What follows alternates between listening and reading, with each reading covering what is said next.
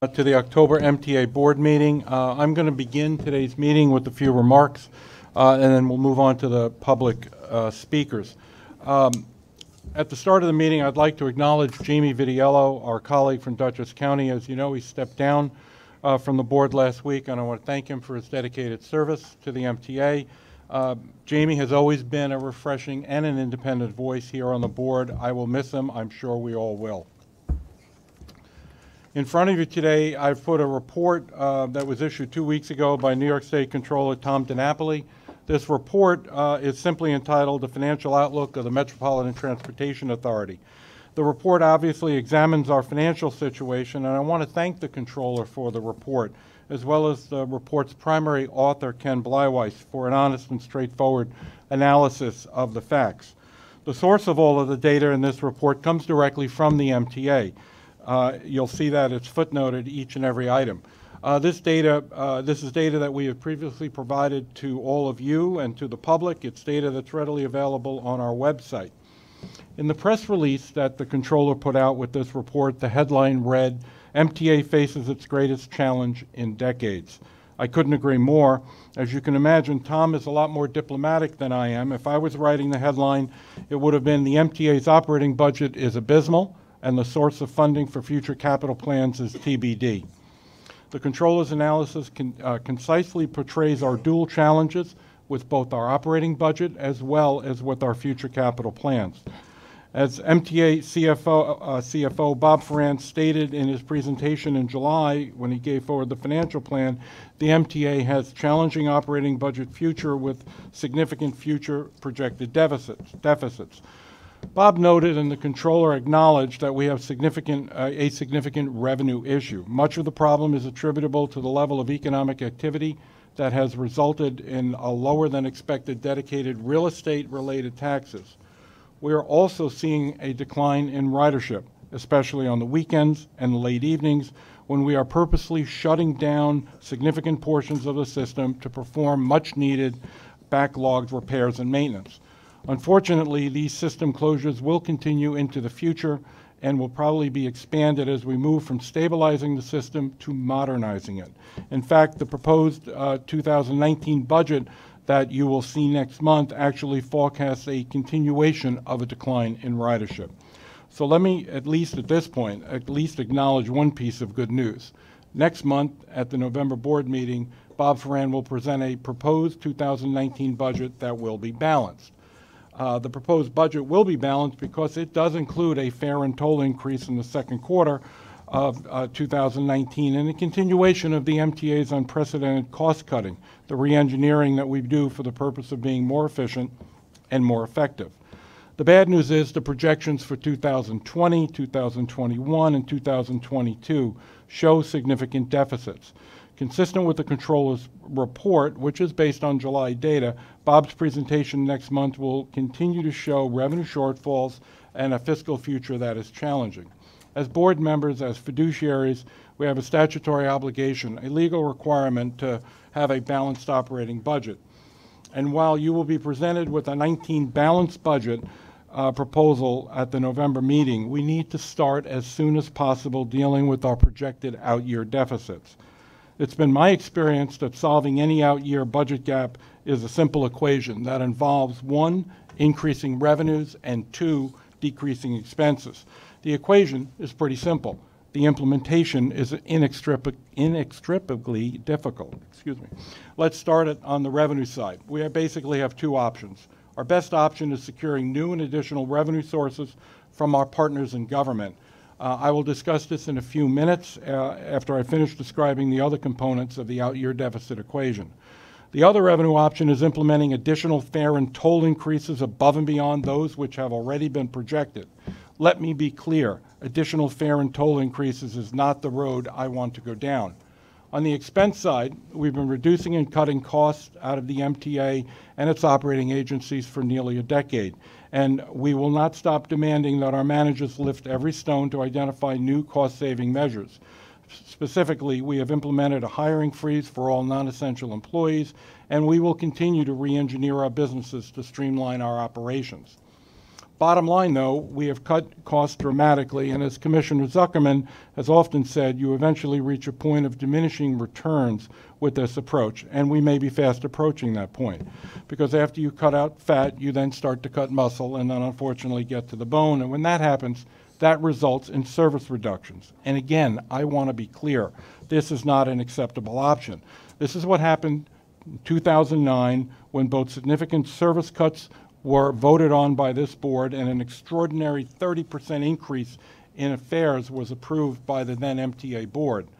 I don't want us to be in a position where the only options we have are service reductions and additional fare and toll increases. In fact, for the sake of the millions of New Yorkers and our entire economy, those are the very last things we need to do or want to do. But unless we get a sustainable new source of revenue, we have no other options but to balance our budget after 2019. There is a recognition from our partners in government that the MTA needs new sources of revenue for both our operating and capital budgets. Last year, at the adoption of the state budget, the governor and the legislature acknowledged this by creating the Metropolitan Transportation Sustainability Advisory Working Group, which was charged, amongst other things, with making recommendations for sustainable funding for public transit needs. This work group is focusing on the overall funding needs of the MTA, as well as options for sources of additional funding for the MTA. The working group is not just focused on congestion pricing. The group includes representatives appointed by the State Assembly, the State Senate, the Governor, the New York City Mayor, New York City DOT, State DOT, and the MTA. And the MTA is represented by Vice Chair Ferrer. This legislatively created group is an absolute recognition that the MTA is facing its next fiscal crisis for both the operating and capital budgets. Now, I'm aware that before we can credibly appeal for billions of dollars of public funding, we must continue to advance a reform agenda. You heard at Monday's committee meetings about progress being made at New York City Transit with the Subway Action Plan and the Save Seconds program. Our customers may not feel these improvements yet, but they will. As Andy has said, much more work remains to be done, and we will need substantial resources to achieve success.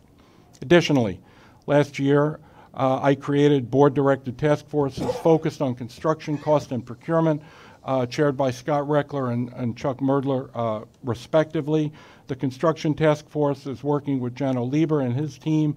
They have reduced the number of approvals and time required for processing change orders, reduced time to pay vendors who have submitted required documentation, and shortened and rationalized timelines. A multi-agency team is working to extend this approach across all operating agencies. The procurement task force is working with Pat Foy and Steve Platochky, has taken weeks out of the procurement process, is on track to eliminate 150 days from the procurement process for New York City Transit service contracts. That work, too, will be extended across transit and all of the MTA agencies. We will keep you and the public and our partners in government posted as we advance these reform agenda initiatives. Following today's board meeting, we will embark on a process to solve this crisis, and your involvement will be a critically important part of the process. We're going to start holding budget briefings before our next meeting in November with the board, and when Bob will in November present the 2019 operating budget proposal. Following our meeting in November, there will be more board briefings, and in December you will be required to vote only to adopt a 2019 operating budget. But we have to start implementing strategies to enhance and expand our revenues from our partners in government to deal with the projected out-year budget deficits. We also need additional sources for our capital budget. We need the funding to enhance our level of service delivery as well as to begin the modernization of our network. Over the past year, the board has had, as you well know, many spirited debates about our priorities as an organization.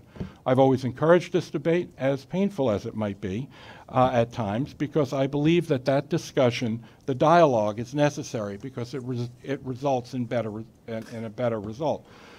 But to be successful here, we're going to need to band together, to jointly, uniformly advocate for the MTA with our partners in government, including the federal government, to secure multiple sources of additional recurring revenue to address our out-year operating deficits and future capital funding needs. I see multiple sources of new additional revenue because congestion pricing, even fully developed and completely implemented, will not be enough. So let me end where I started by thanking the State Controller for his report. Again, the DiNapoli analysis concisely portrays the MTA's current fiscal condition, and it's bleak. It is, I hope, an impetus, a clarion call for action. If you haven't read Tom's report, please do so. If you have read the Controller's report, please consider reading it again. Don't let it scare you. Let it be the motivation we all need to act. Thank you. Before we go to the public speakers, comments by the board? No? Well, Public speakers? Yes, Carl. I just want to thank you, Mr. Chairman, for those remarks with which I entirely agree. So, thank you. Look forward to working with all of you. Tim, how many speakers do we have this morning? Mr. Chairman, we have 40 public speakers today. Wow. I would like to remind our public speakers that in the interest of time and fairness to all speakers we have here today, that we limit everyone to 2 minutes. Please be aware of the clock up front and the light that you will see, the warning light you will see, reminding you that you have 30 seconds to wrap up your remarks. With that, our first public speaker is Mr. X, followed by Mayor Richard Thomas.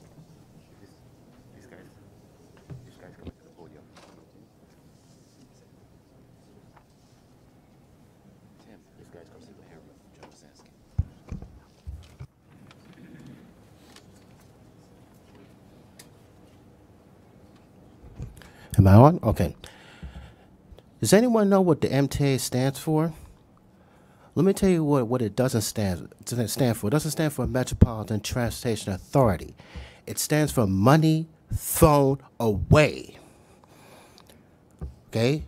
We have Ronnie Hakeem, who looks like Wannacy from Welcome Back Carter, who missed 2 public hearings, one this year, one in 2017, missed 4 town hall meetings with Andy Byford, okay, advertised all 4 in an untimely manner,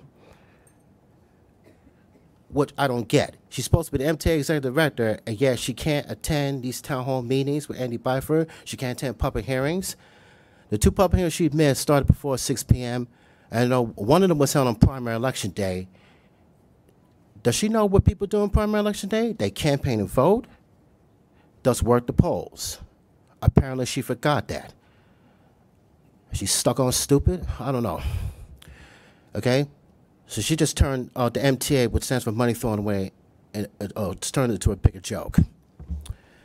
Okay, then we have Polly Trottenberg, Polly T, who killed the city transportation department with her stupidity. Sometime in 2017, she was the guest speaker at Manhattan Law School. I told her I was stranded in Brooklyn. It's over 17 years ago. I mentioned all the bus forums that were conducted by Andrew Albert, who desperately needs a girlfriend, and she ignored me. If you combine them, you get the fabulous Mullah and Mayor. The 2 of them are 2 peas in a pot. They don't listen. They don't care. They don't want to be bothered. If they don't want to be bothered, they should just get lost. Just throw in the towel like the Golden Ball Honor Scullin, which is what he did for Bob Bagley at Madison Square on December 26, 1983. And Ronnie, you need to advertise the town hall meetings with Andy Byford and the public hearings in a timely manner. You need to start them. Please wrap up your comments. At or after 6 p.m. Okay, and you need Please to wrap show, up your comments, sir. not no show, like your predecessor, Uncle Tom Prendergast. Thank you, Mr. Sanford.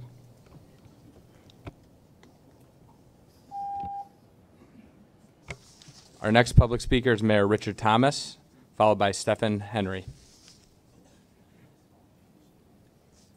Good morning, board members. My name is Richard Thomas, Mayor of the City of Mount Vernon. I've appeared before you before, and I'm here to follow up on some of the comments and recommendations we left behind before. First, I just want to let you know I'm joined by my police commissioner, my deputy fire commissioner, Deborah Norman, who's one of the first African-American deputy commissioners of a fire department in the state of New York. In addition, I'm joined by my executive director of the IDA, who all have signed up to speak. Mount Vernon is a small city with big city issues. If you scale our size up from 4.4 square miles, we would have 100,000 more people than Yonkers. If you scaled up Mount Vernon to the same size as New York City, we have about 5.5 million people. We are home to 2 of the Metro North train tracks that run through our city. Approximately 52% of Metro North Railroad's passengers pass through our community. And for over a century, the city has desired to cover the railroad tracks. And understanding that infrastructure is a very important topic, we believe it's very timely to talk about some things that we can do together that will transform not just Mount Vernon, but help strengthen the MTA's transit system. Number one, there are a few things I just want to touch on in priority order. Number one is trash cleanup along the tracks. We have struggled in getting this project done for the past couple years. We've been working to limited success with the Metro North. We'd like to get some help on that. Number two, we are grateful for the fact that the bridges that have been dividing our city are being replaced, but years at a time is not fast enough. We are hoping that we can speed that up to get it done more quickly, because there are 24 million cars that pass through 8 locations in our community. 24 million. The congestion that these bridges that are closed really create a real challenge. Number three is a value capture study, and I'm going to wrap this up very quickly. I met with the Chief Development Officer recently, and in short, he indicated that doing a study to determine if we can cover the railroad track shouldn't cost that much in terms of time or money.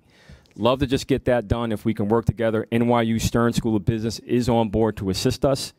We'd like to see that happen because there's benefits for both the MTA and Mount Vernon in the regional economy, as well as national security interests. And the last two are air rights. We'd love to talk about what we can do to get the air rights to the tracks. We know that that's something the MTA is doing. We've seen it happen at Hudson Yards as well. But last and somewhat connected is Mount Vernon is petitioning to build a ferry from Mount Vernon's Target, where Memorial Field is, to City Island and LaGuardia Airport. We believe that you can get a ferry, not a big tall one, but a nice speed one. Please wrap up your comments. Absolutely. To get from Mount Vernon to LaGuardia Airport to help deal with the traffic that's impacting the area. With that, I look forward to hearing from you and leaving some recommendations behind. Thank you. Thank you. Our next public speaker is Stefan Henry, followed by Yesenia Torres. Hello, everyone. My name is Stefan Henry. I'm a program assistant at BCID and a disabilities advocate. However, I was also once a poor college student that majored in mechanical engineering at the City College of New York in Harlem. Engineering school is tough and twice as tough as someone with a disability. I not only had to deal with intense subject matter and a grueling workload, but a harsh commute that easily took me 4.5 hours round trip instead of 2 like my able-bodied classmates. City College is at 160 Convent Avenue in Harlem. I lived in Brooklyn College, Flatbush Avenue by the 2-line station. The closest train line to the City College is 137th Street and Broadway on the 1 train. Since Accessoride is unpredictable and often is late or has been abandoned me altogether, I had to get on the 2 train and get off by the 135th Street and Malcolm X Boulevard station. If you look at the subway map, that is literally halfway across the borough. No one should have to travel that far. I had to go around the park and up an incredibly steep hill and dangerous hills.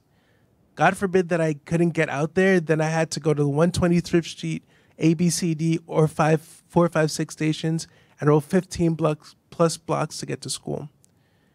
Now, ever since I've been in a wheelchair, roughly 15 years I've been in a wheelchair now, I've been promised that the subway stations will all be someday made really accessible and there wouldn't be any transit issues. And yet, 15 years later, I'm still seeing that there's problems getting to the train. I'm still seeing that a lot of these stations aren't accessible. And I'm just trying to advocate for the future college student that Andy Byford and Joe Loto try to make this system so that it's a legal and binding agreement that the MTA has to follow, so that all future college students don't have to go through what I have to go to get to school. Thank you for your time. Thank you. Our next public speaker is Yesenia Torres, followed by Milagros Franco. You're like, if you do it in the back.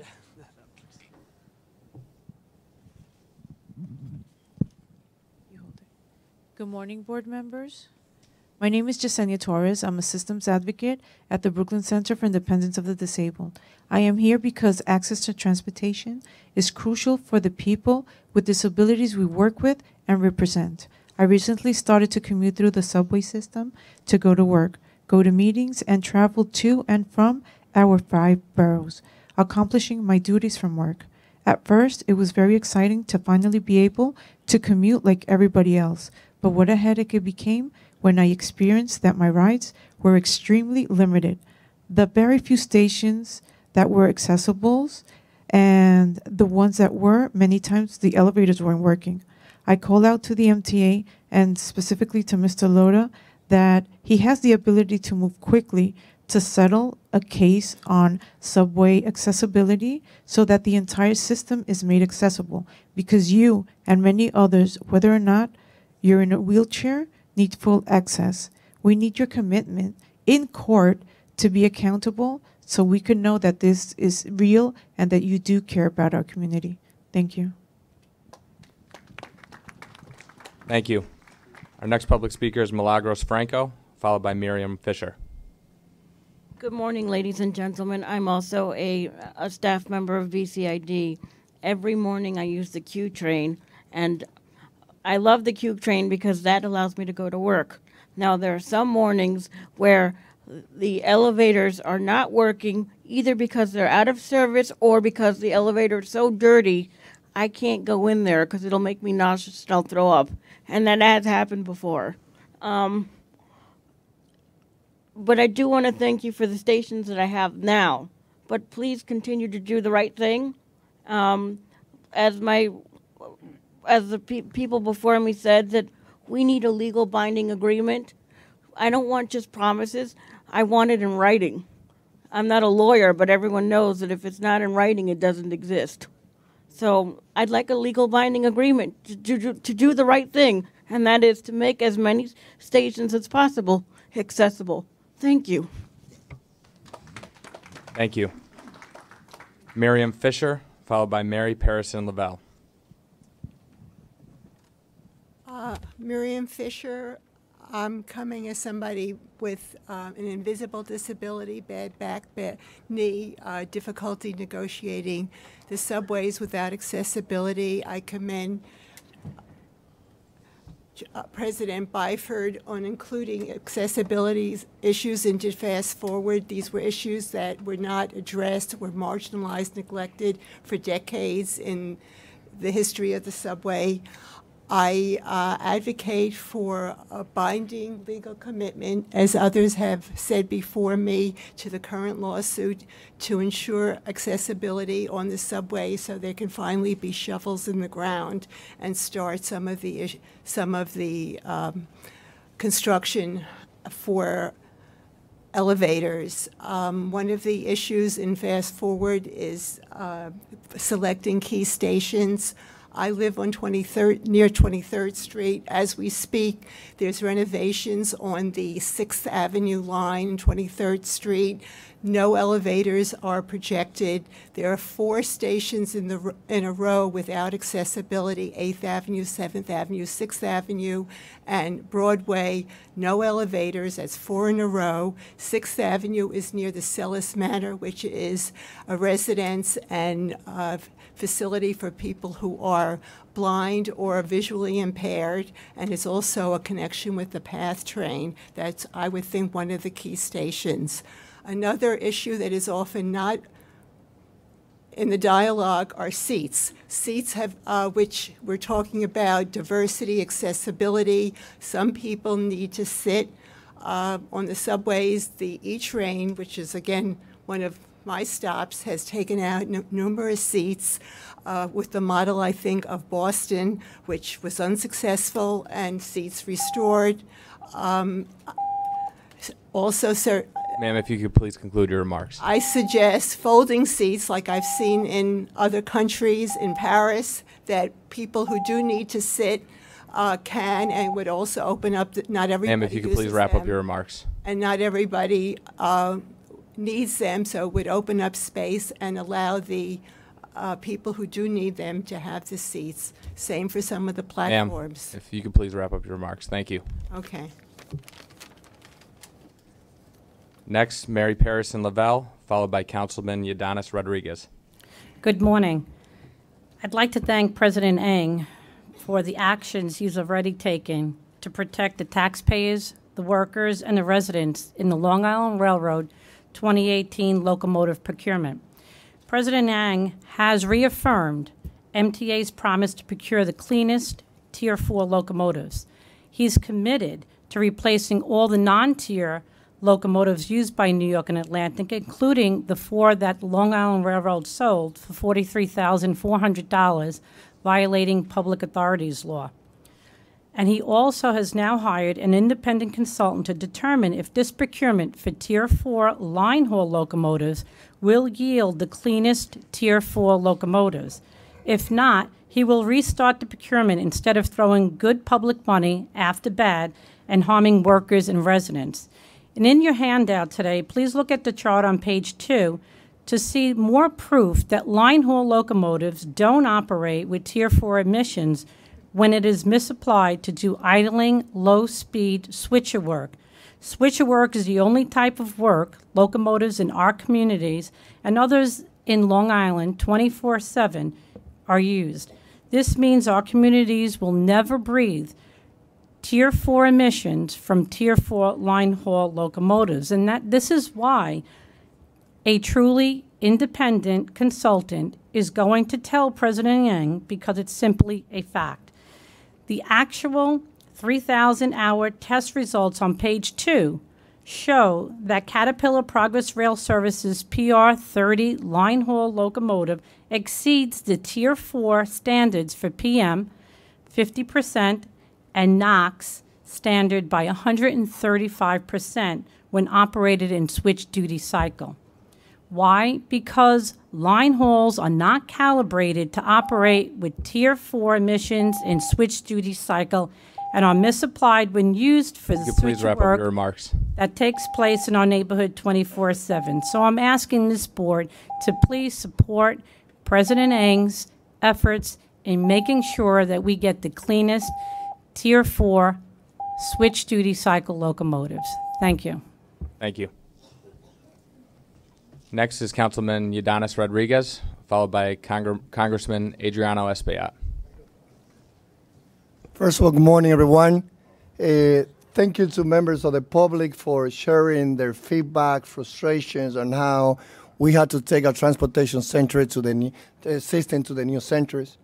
Thank you to the members of the leadership of the MTA, from both Lauder, Chair, Co-Chair, Ferrer, and everyone. Byfern, you have shown loud and clear that you are here to fix our transportation center problems and take our system to what we deserve. Trains that should be running on time, stations that should be clean, addressing the issue of disability. Especially thank you to Mr. Jones and everyone here for bringing new approach on how we had to tackle the issue that affecting our transportation system. I believe it is important from my end as a chairman of the Transportation Committee to be with the public, one, with understanding that we should not cut any basic service to the riders in order to balance the budget, neither to take the MTA into more debt. I believe it is important to all of us at the city and the state level to identify any different additional source of funding so that we can provide the MTA all the support that they need. At the same time that the MTA should understand that when we have an average of 24 train stations with elevators, that's unacceptable. And as we're putting the plan moving forward together, I believe it is important that our goal is to make every single station accessible for the close to 1 million people who are in disability. In the future, any of us can be one of those New Yorkers who need elevators or an electrical stair in order to go to the stations. I'm happy that the MTA will partner with us as we did a 24 tour going through the 5 boroughs. I'm happy that we are also planning together for the MTA to come to the city council, sharing the need you have, but also ready to understand that the level of frustration of the 8.5 million New Yorkers is real, because this crisis didn't happen overnight. The crisis of the MTA is the result of decades where we fail. We need to bring more transparency as we plan how we invest every single dollar. New Yorkers and visitors, they should know from point A to Z how we spend the money, and so that we can reduce our budget, get projects on time, focus on repair and maintenance. Thank you.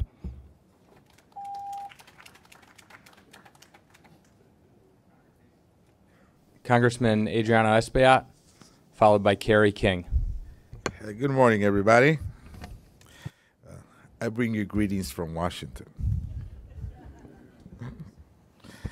Well, first of all, let me thank all of you for allowing me this opportunity to speak to you about a very important project. I think it is a signature project, a historical project for the city of New York, and that's the 2nd Avenue subway, the second phase of the 2nd Avenue subway. For those living on the east side of Manhattan, the development roadmap of the 2nd Avenue subway has been a long, winding, destination-less odyssey with an origin stretching back to the early 20th century. This is a project, the first phase, that was talked about for almost 100 years, almost a century. For more than 70 years, the venture was laughable, marked by delays, disappointments, and failed promises. That is until you, the MTA, opened phase 1 of the project, an extension of the Q line from 63rd Street to 96th Street, which opened to commuters on January 1st, 2017, right in the middle of the silk stocking district, one of the wealthiest area in the city of New York, if not the world. And so we and you, the MTA, had the vision and the will to create and open phase 1. Upon its completion, phase 1 of the 2nd Avenue subway was lauded by residents, transportation experts, and us politicians as being a promising sign of the larger movement to secure equitable transportation access for all New Yorkers. Following phase 1, all eyes turned towards its sequel, phase 2, of the line's extension from 96th Street to 125th Street. That's East Harlem and part of Harlem. East Harlem, as you know, is the historical launching pad of the Latino community in the history of New York City, and Harlem is the iconic capital of the African diaspora, not only in New York City, but perhaps in the entire world. So in fact, you may go to many, is my time up? No. You may go to any city across the country and you'll find a Harlem. In fact, you can go any city across the world and you'll find a neighborhood that resembles Harlem. So key government officials, elected representatives, and community leaders worked in conjunction to get phase 1 of the 2nd Avenue subway across the goal line. Roughly a decade ago, the real-world impact of their efforts cannot be overstated. In total, the project created 16,000 jobs, generated $842 million in wages, and spurred more than $2.87 billion in economic activity. To put it into perspective, this is a higher figure than the entire country of Greenland's GDP, interjected into our city and straight into the pockets of its construction workers, small businesses, and business leaders. In the wake of phase 1's completion, local retailers estimated that foot traffic in stores and restaurants along the new line increased by 30%. There is no way, however, to entirely appraise the long-term effect to the area, as 190,000 weekly riders now rely on the extension.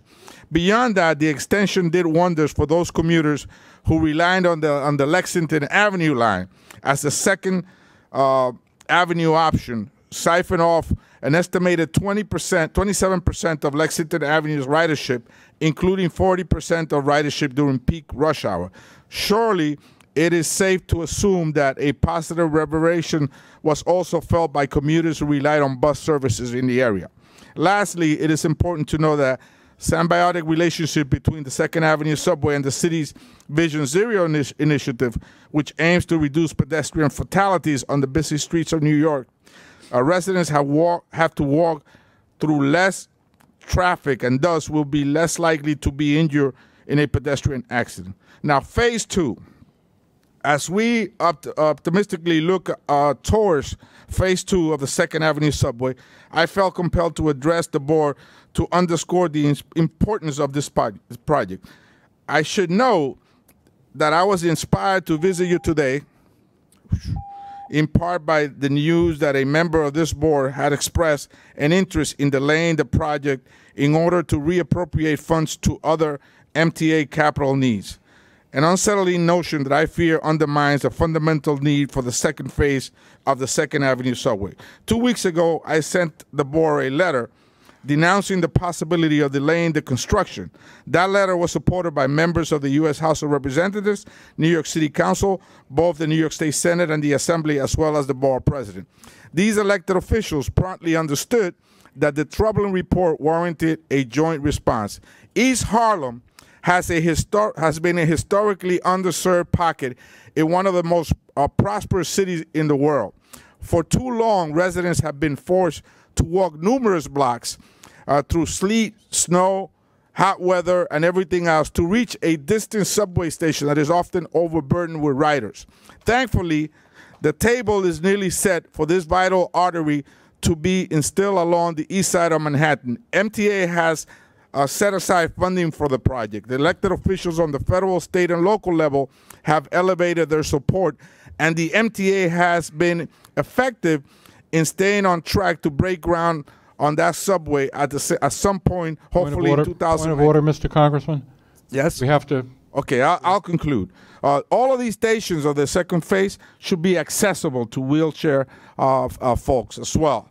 And let me just say that this is an important project for the district, one that will provide transportation justice. You cannot give it to the wealthy east side of Manhattan, the Silk Stocking District, and deny it to East Harlem and Harlem. That's just not the way New York City works. I hope this MTA board has it within them to support this project as we fight for additional funding at the federal level, state and city levels to make it happen. Thank you so much. Thank you, sir. Thank you. Next we have Carrie King, followed by Assemblyman Robert Rodriguez. Good morning, everyone. My name is Carrie King. I'm the Executive Director of Uptown Grand Central. We are a coalition of small businesses, property owners, cultural institutions, health institutions, and residents along East 125th Street. So that means everything from 5th Avenue headed east in East Harlem. I'm here today, just like the Congressman, to support the 2nd Avenue subway project. It's very important to the development of our neighborhood. We are not a business improvement district, but we operate kind of like one. We have supplemental street cleaning, we do plantings, we do public art, we support our small businesses, we have street fairs and festivals, and one of the most important things we have done, as Commissioner Trottenberg knows, is that we adopted the space underneath the Metro North tracks at 125th and Park as a DOT public plaza. And we are out there every weekday doing all sorts of things, farmers markets, live music, we have exercise classes, all kinds of things. And because we're out there every day, we see the thousands and thousands of people that come through struggling to make their transit connection. They're coming off the Metro North. They're trying to make the 456. They're trying to get to the M60 to LaGuardia. They're on the M35 to Randall's Island. And all of them are bunching up and not being able to get where they need to go. The 2nd Avenue subway provides us an opportunity to transform that network and make the commute a lot easier for everyone. We are so excited for the 2nd Avenue subway because people want to commute through East Harlem, and East Harlem wants people to commute through it. It will seriously affect the economic development prospects for our neighborhood. It will relieve pressure off of the other lines, create new commuting pathways, and stimulate everything. You may have noticed that we borrowed our name, Uptown Grand Central, from another station that has a lot more cachet. But we strongly believe in the future of this project and for the possibilities that it brings, and we're excited to work with you to create that. Thank you. Thank you. Next we have Assemblyman Robert Rodriguez, followed by Jason Pinero.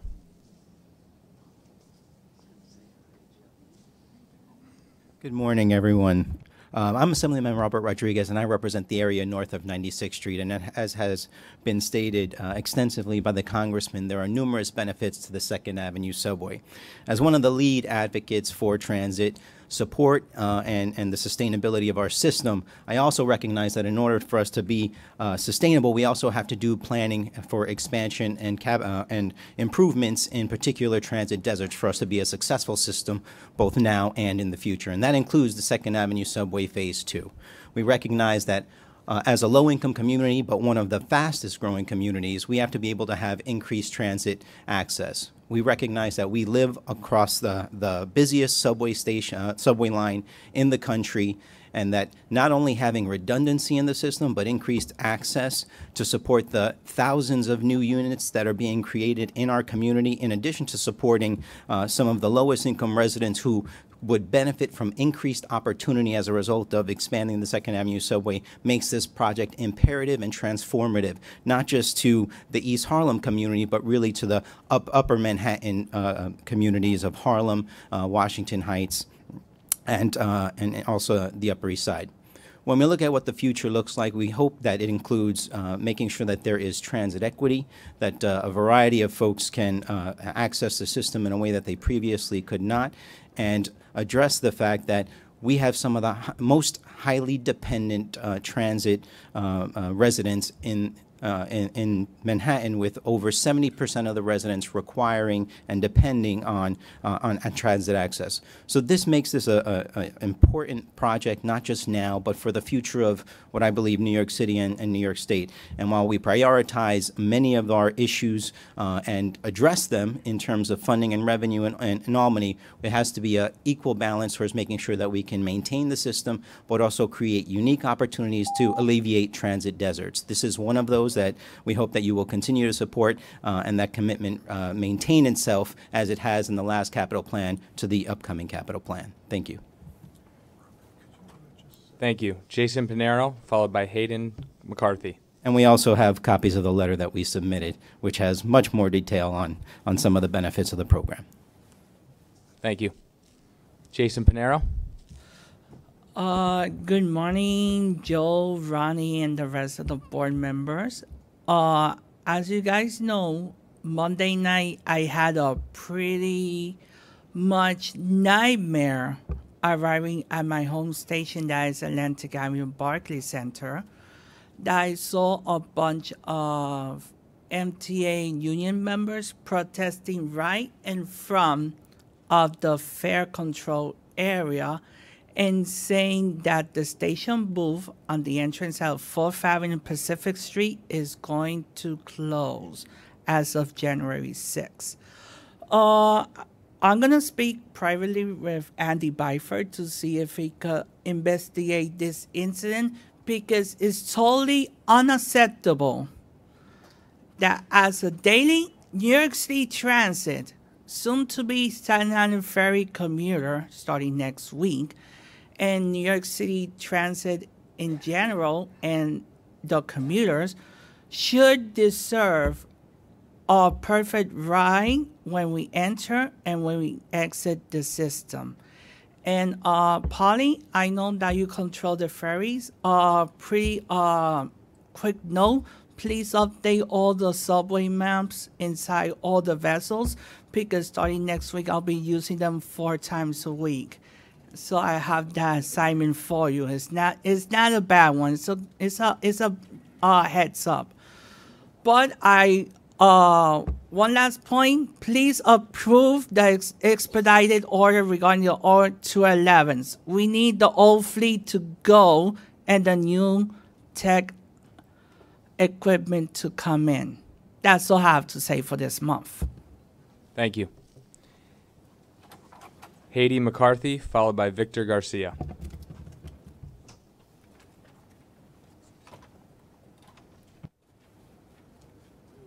Good morning to the members of the board and everyone in attendance. My name is Hayden McCarthy. I am a resident of Tarrytown, and I'm here to speak in regards to the relocation of the cell tower, the monopole that was built on MTA property by Franklin Courts. I had prepared to speak on a different avenue and then had been notified and informed that the MTA has informally made a decision to move it. And I thank you all for listening to the residents and taking our outcry seriously. I still came here today as a patron of the MTA, as a taxpayer that assists in funding the MTA, as a lifelong resident of Tarrytown, as I said before, and more importantly, as a concerned mother, to implore you to continue to take residents' voices and opinions into account in the relocation process. It would be in everyone's interest if the MTA acts in good faith and finds a suitable location for this tower, understanding that security is of the utmost importance and that communication in moments of emergencies are necessary, but hoping that we can find a new location for this being away from homes, schools, and more importantly, children's playgrounds. We will not be satisfied with just shifting this into someone else's backyard. We request that the MTA allow us, Tarrytown residents, to be a part of the process in seeking a new location that would be mutually beneficial. And we as residents will continue to fight, and we will not be going away until our homes and our children are protected. Thank you all very much. Thank you. Victor Garcia, followed by Lisa Daglian. Good morning, board members of the MTA. I am a resident at Tarrytown. I live with my family at Franklin Courts. I am very grateful to hear that the Tarrytown monopole is going to be finally removed from the close proximity of my home and my children. I would, and also my fellow residents at Tarrytown, Sleepy Hollow, want to have talks at a town hall meeting with representatives of the MTA as to find a suitable location for the monopole. Thank you so much. Our next public speaker is Lisa Daglian, followed by Jose Carrero. Good morning. I'm Lisa Daglian, the new Executive Director of the Permanent Citizens Advisory Committee to the MTA. Today's board meeting agenda includes several procurement-related actions, making it timely to come back to the working group recommendations referenced by Mr. Loda and made several months back. In July, my colleague Ellen Shannon spoke in support of the efforts to simplify, streamline, and expedite New York City Transit's procurement process to improve competitiveness, cost, and timeliness, key tenets of the Fast Forward plan. I'm here to reiterate that message. The urgency of finding sustainable funding sources for Fast Forward and for the entire system is evident every day with every delay and service disruption. Critical funding conversations are happening at legislative tables around New York, and hopefully we'll see a path forward being forged in the coming months. A girl's got a dream, right? We're glad to see that the MTA is taking steps to implement its reform agenda within its own house to manage expenditures and processes. New York City has begun to reduce complex and lengthy procurement procedures as it implements Commissioner Mueller's working group recommendations and addresses the institutional issues over which it has control. At the same time, it seeks to gain control or achieve legislation over those which it does not. Continued implementation of Commissioner Reckler's working group recommendations will drive down the cost of the price of capital projects by addressing key cost drivers and schedule delays, will demonstrate serious commitment to change and increase transparency and accountability. This is especially critical as we seek multiple sustainable funding sources for the MTA system. We look forward to implementation of these working group recommendations across each of the operating systems and across strategic plans. Fast Forward, Long Island Railroad Forward, and Metro North's way ahead. And we hope that you will create a public dashboard so that we can see your progress. We look forward to working with you as you seek to find these funding sources. Thank you very much. Thank you. Jose Carrero, followed by Deborah Norman.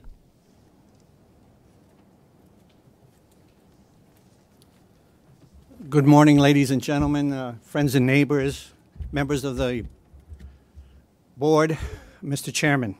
My name is Jose Carrero, and I live on 2nd Avenue between East 111th and 112th Street.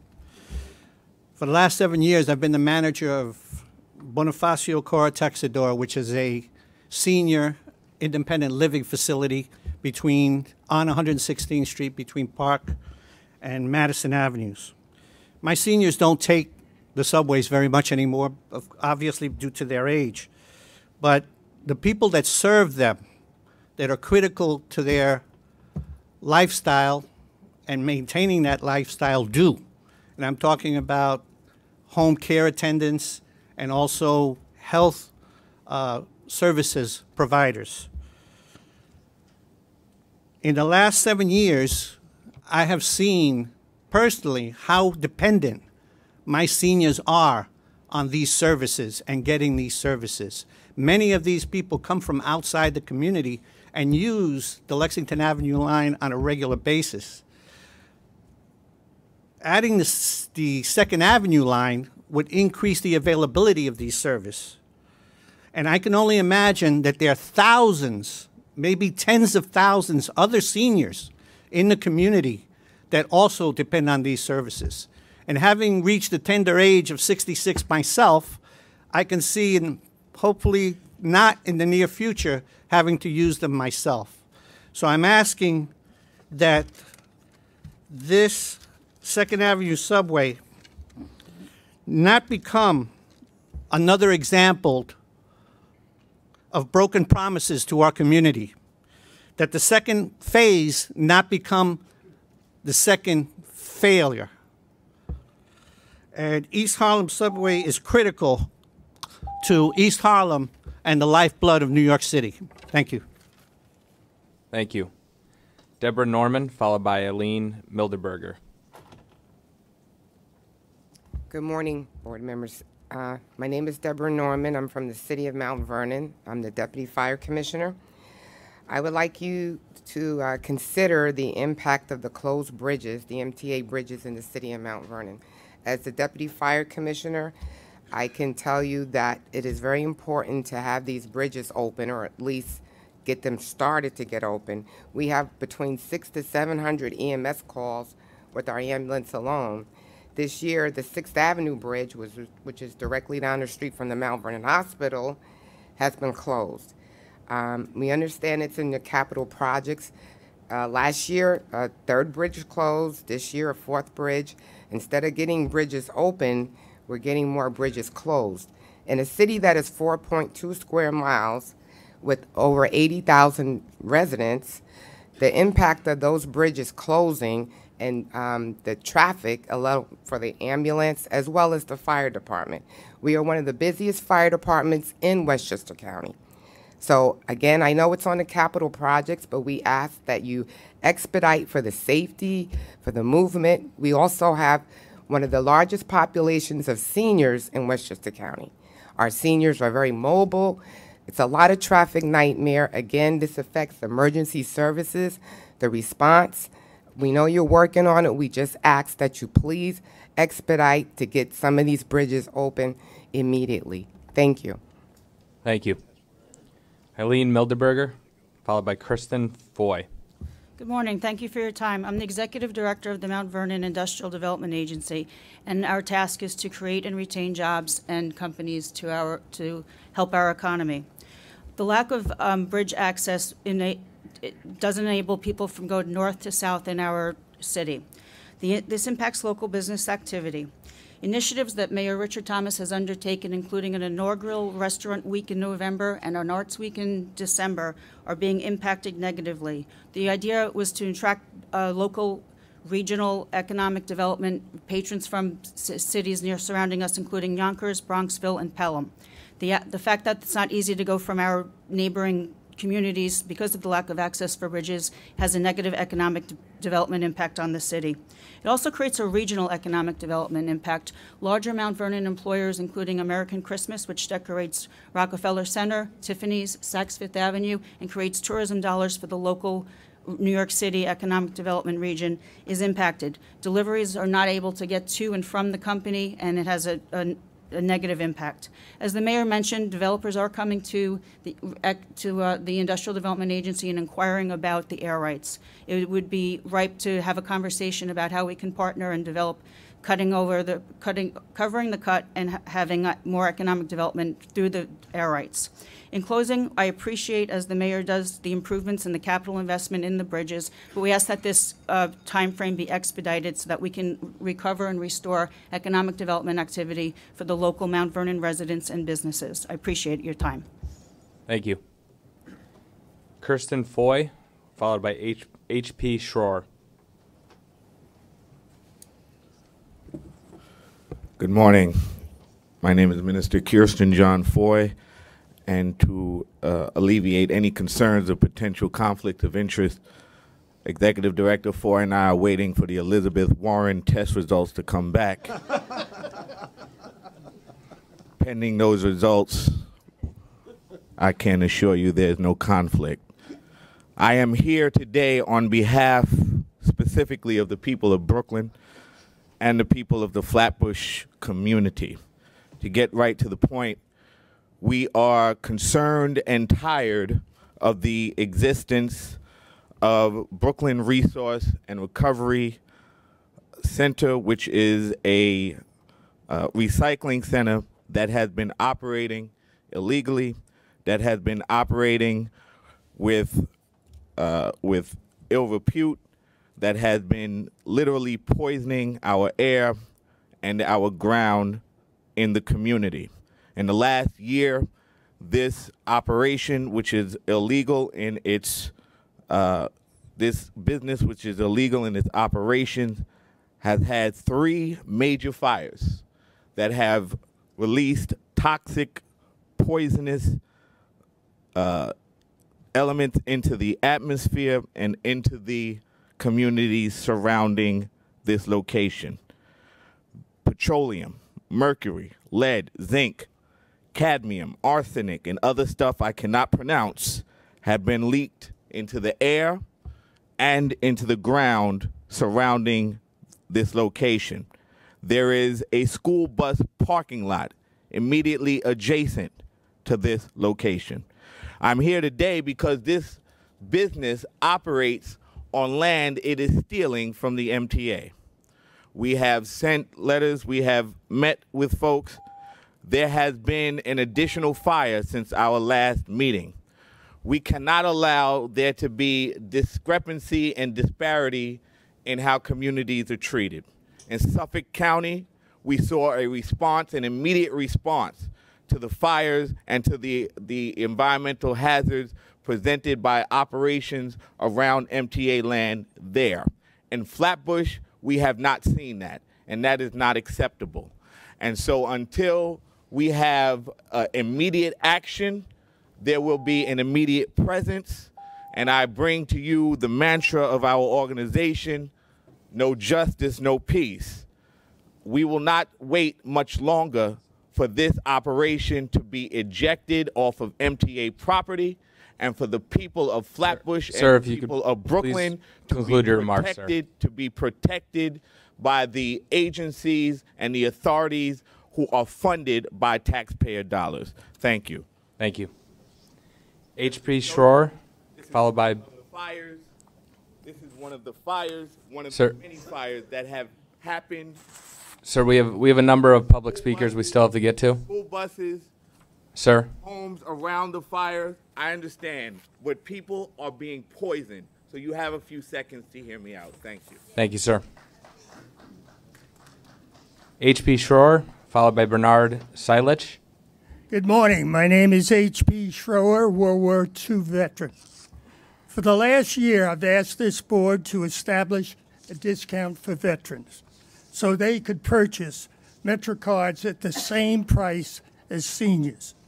I empathize with the dilemma the MTA has when determining what groups merit a discount. However, veterans have a special place in the minds and hearts of the American public. This is exemplified every day when veterans are thanked for their service. Believe me, we are grateful for this and this recognition. The public thinks veterans either ride free or get a discount. When they are informed that most veterans do not get a discount, they ask why not. And you say because it will mean a loss of income at a time when you can ill afford it. Well, here's a simple solution which will not cause any loss of income. We heard before that you're planning a fare increase. When you determine what that amount is, add 2 to 3 cents to that fare increase.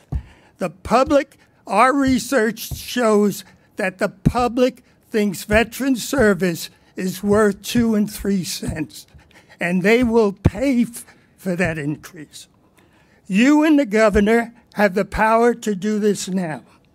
There are 2 bills in Albany. Both give all veterans a 50% discount. The mayor has stepped up to the plate. You heard before from a college veteran at City College. Effective January 1st, they will be getting a same discount as seniors. My question to you is, the public recognize a veteran's discount? The question is, do you? Thank you. Thank you. Bernard Silich, followed by Rachel Faust. Bernard Silich, First Vice President of Riverbank Corporation, a community up northeast Bronx, 50,000 families. And several years ago, MTA announced that the New Haven to Pennsylvania station plans to open 4 stations in the Bronx, one of them in Corpus City. Presently, many of our residents who work in Manhattan and Lower Manhattan take 2 to 3 hours sometimes one way to get down to work. An MTA stop in Corpus City will reduce commuting to 20 minutes. In addition, it would reduce strains on buses and subways. On another issue, in regard to stream of income, I suggest that this board propose, as has Mayor de Blasio, Speaker State Assembly Carl Hastie, that the state reintroduce the millionaire's tax, which would be a major income source for MTA. New York City has the largest concentration of billionaires in the world, 70 of them. Certainly asking them to pay a fair share of taxes is not unjust and will not make them destitute. Yet it will bring ability for the MTA income that Andy Bryford promises to bring us MTA to the standard of Hong Kong and Shanghai. At one time, not too long ago, were third state developers country.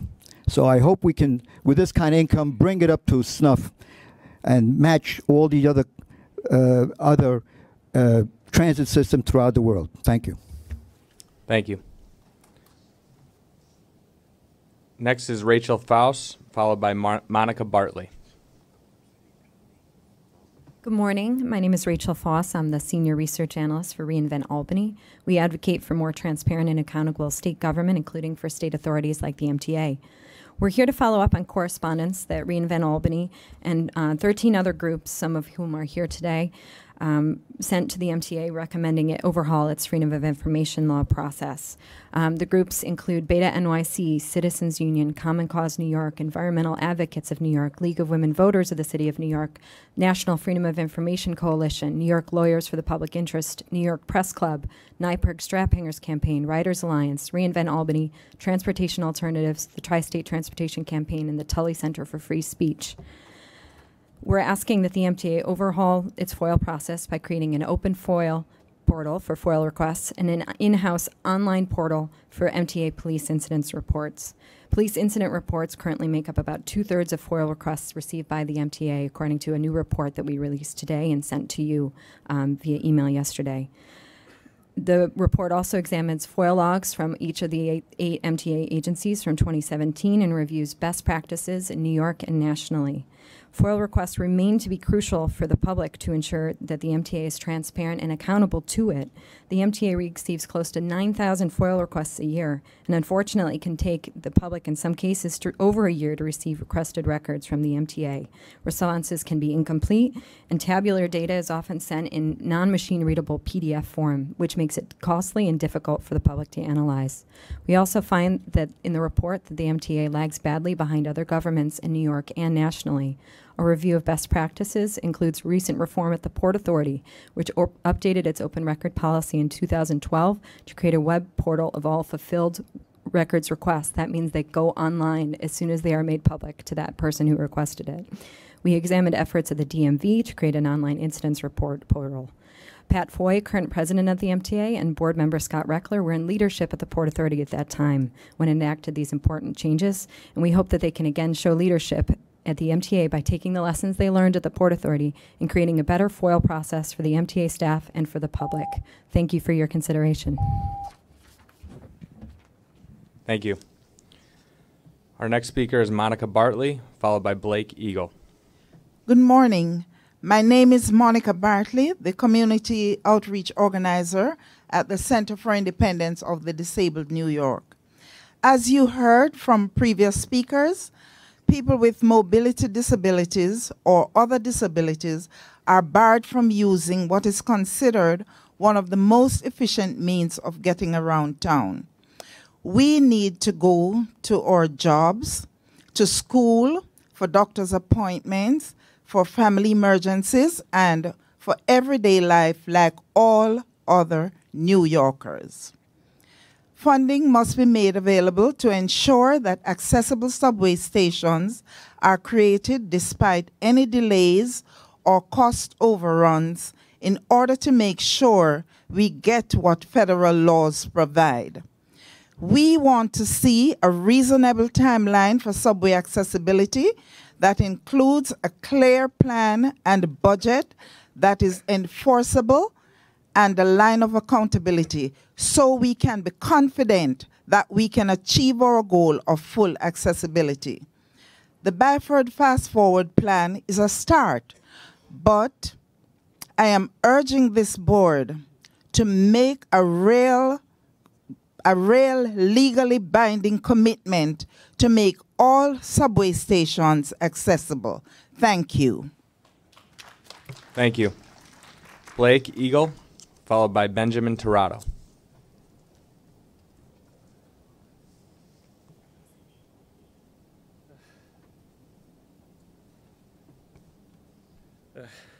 Hey everyone, my name is Blake Eagle. I attend Day Without Walls program in AHRC, Staten Island. I am an adult with a developmental disability, and these are my concerns. Staten Island is the third largest borough in land area, 58.5 square miles, but there are only 3 places to refill your MetroCard. These places are the Ferry, Eltonville Transit Center, and Tompkinsville train station, and 2 of these 3 places are in close proximity to each other. Yes, we can always buy more MetroCards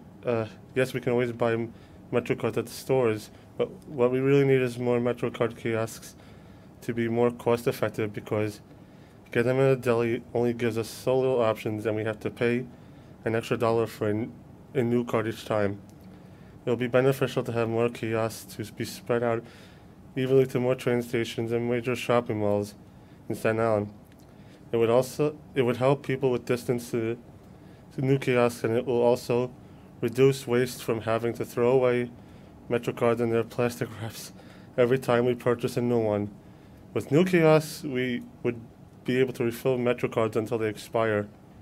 Additionally, people who use half-fare MetroCards lack accessibility to refill their MetroCards. Thank you for your time. Thank you. Benjamin Tirado, followed by Sean Chandler.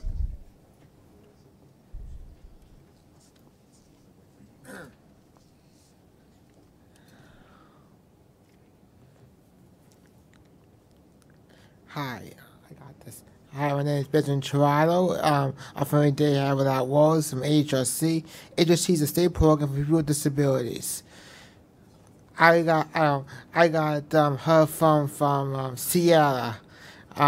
In March of 2017, I took a Cesaride and so I gave them 30 minutes, but they never came. So they said, you know what? They're gonna ask me to stay 10 more minutes. So I gave them 10 minutes and never came. Then I called again, and I gave them 10 more minutes again, and it never came. When he finally did come, he had an attitude with me. He threw me off the bus, and he even was verbal abusive to me. It's not right for people with disabilities, and I think he's been unprofessional. what I think that should happen is all sexual personnel need to people with disabilities. I need to go to sensitivity training. This way they won't happen again, and maybe also they can learn to cut service so that it'll be don't overbook so people can get where they will have to go to and it won't be overdue. Thank you. Thank you. Sean Chandler, followed by Albert Smith. Yes, hello. I'm going to try to wrap this up before 2 minutes, out of respect for other people. First of all, my name is Sean Chandler. I'm a community advocate for Rochdale Village. Rochdale Village is in Jamaica, Queens, and home to the Locust Manor Station, as well as Springfield Gardens and Locust Manor area, Long Island Railroad Station.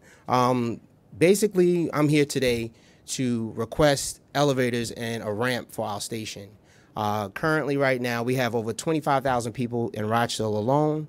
Like I said, we have a huge senior population and people with disabilities. As you see today, accessibility is a huge issue, and it's something that we are striving for, especially in our community. We have over 1,000 riders a day at our station, and it's something that's been needed. I'd like to say, first of all, I'd like to say we appreciate the Atlantic ticket. Myself, 2 board members, and 3 cooperatives have actually traveled here today using the Atlantic ticket. It has saved us a lot of money. Moving forward, we would love to see a discount going to Penn Station as well, because we have majority of our cooperatives actually are traveling to go to work using Penn Station. However, I definitely would like to say thank you for that. Back as far as the ramps and elevators needed at the Locust Manor Station, the president came out in Queens, and I would like to thank you, President Byford, who came out recently to the MTA meeting.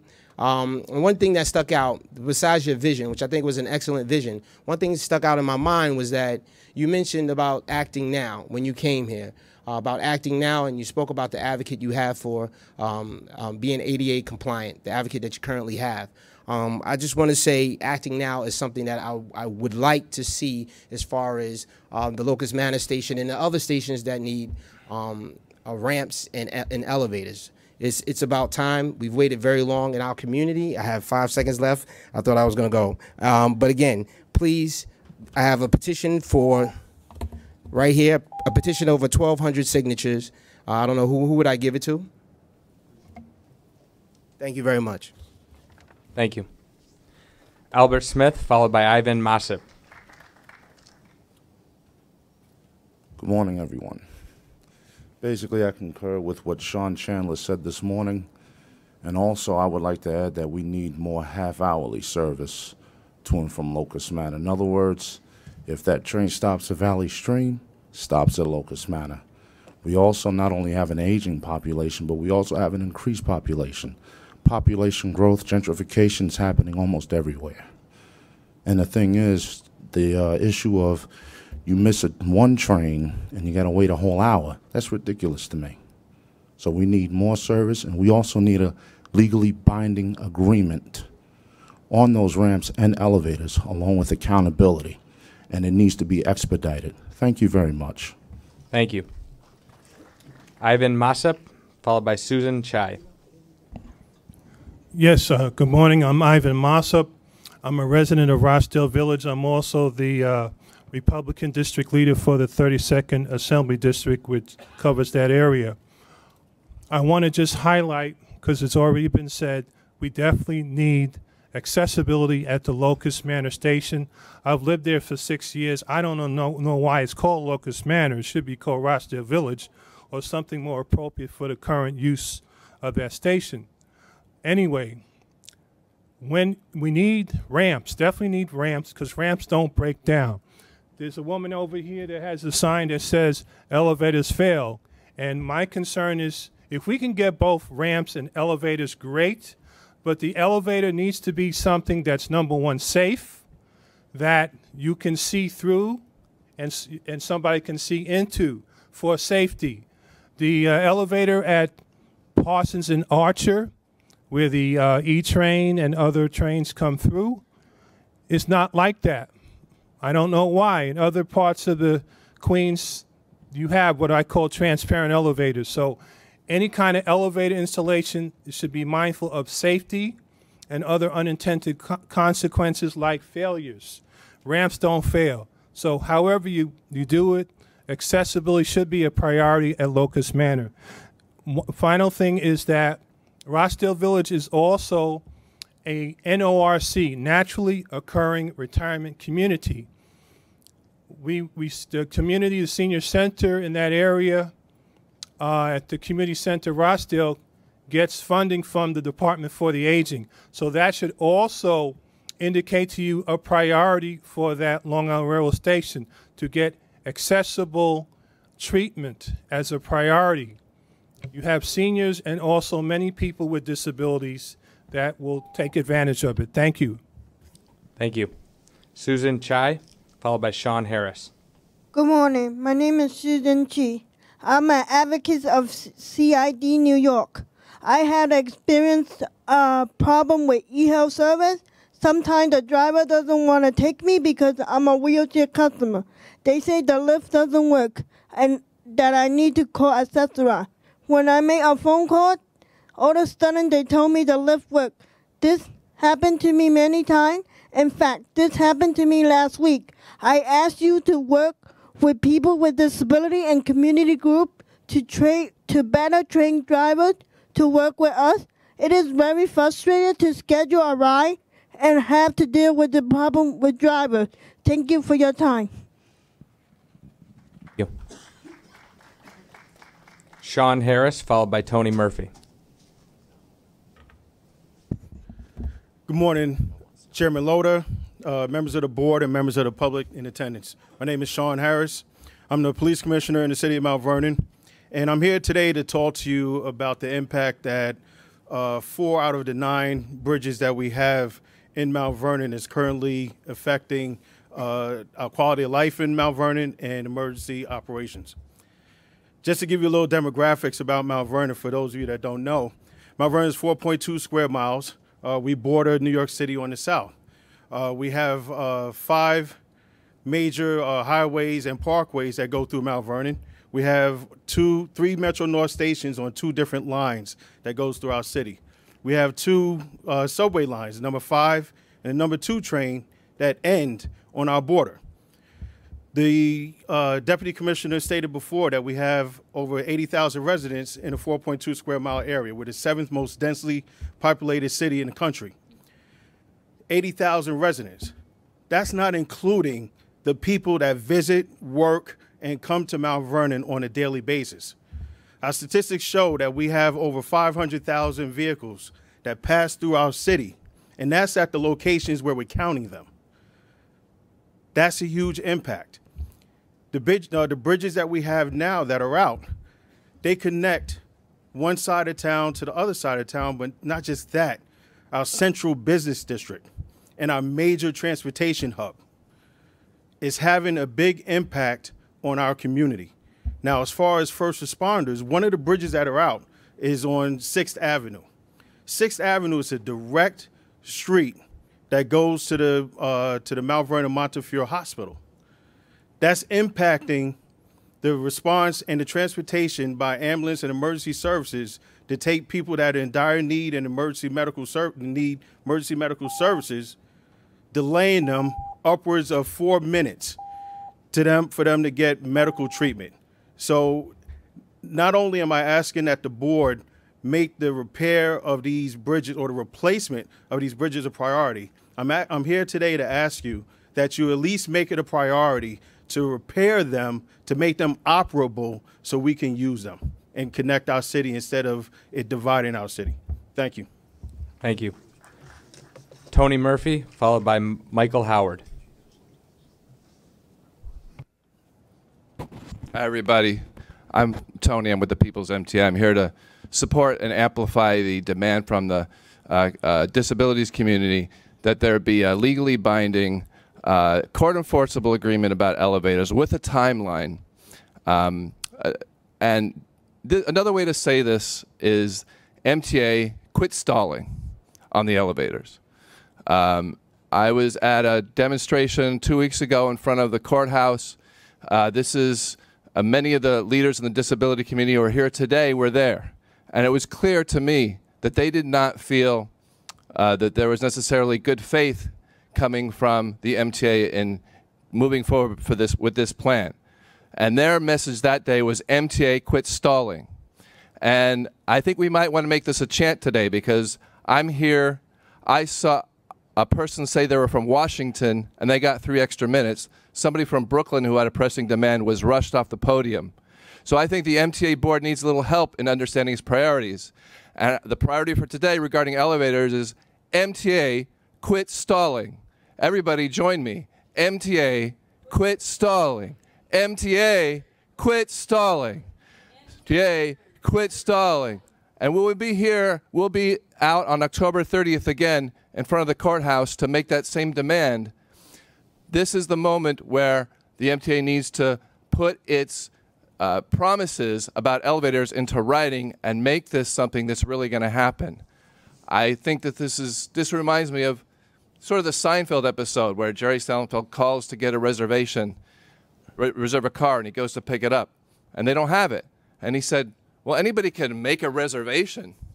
The trick is holding the reservation. And anybody can get up at an MTA board meeting and say, we're going to have 50 new elevators.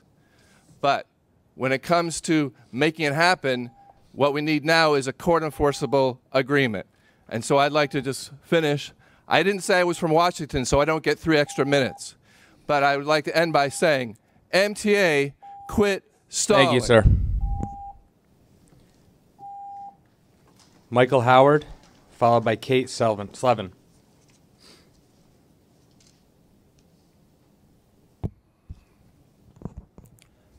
Morning.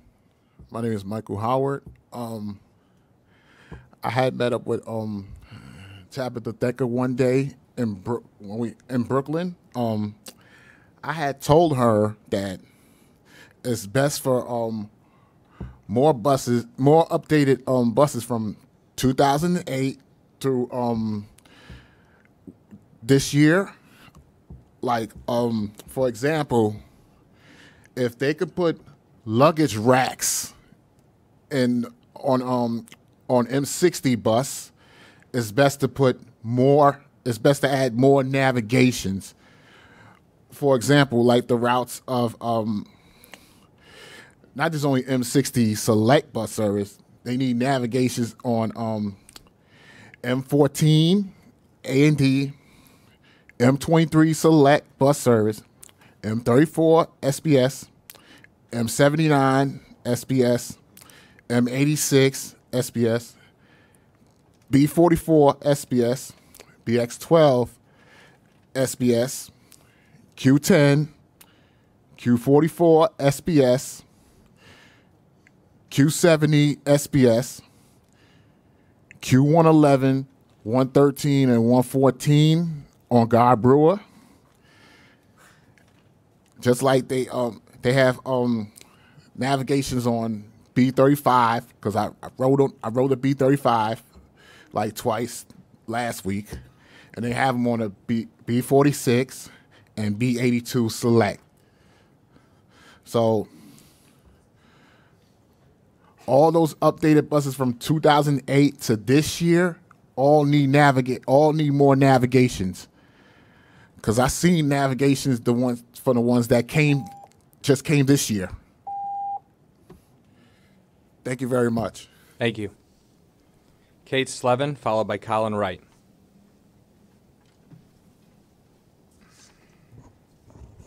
Thank you for the opportunity to testify today. I'm Kate Slevin, a Senior Vice President at Regional Plan Association, or RPA.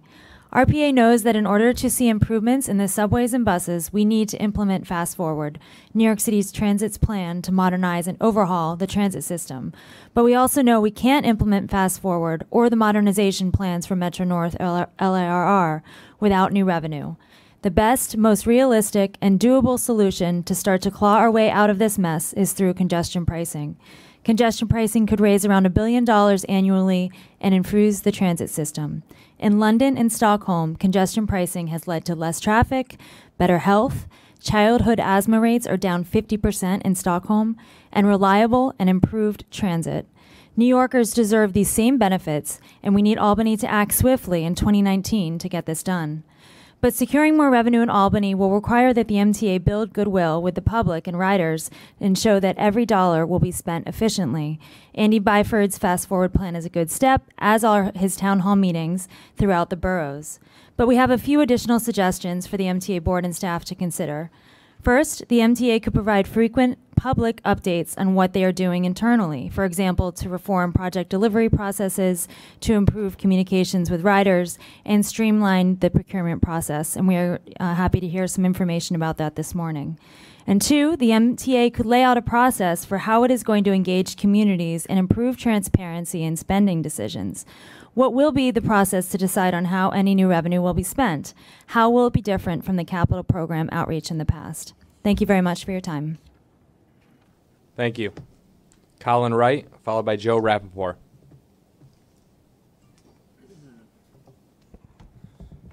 Good morning. I'm Colin Wright with Transit Center. First, I want to echo some of the previous commenters in saying that a legal settlement with regard to system-wide station accessibility would show you're serious about making the subway accessible for all riders. Ultimately, making all stations accessible, speeding up our buses, and reversing the subway's steep decline will require new sustainable sources of revenue, as Chairman Loda reminded this morning. Yet, advocates are confronting two strains of concern among elected officials and the public that will hamper your effort to fund Fast Forward if they're left unaddressed.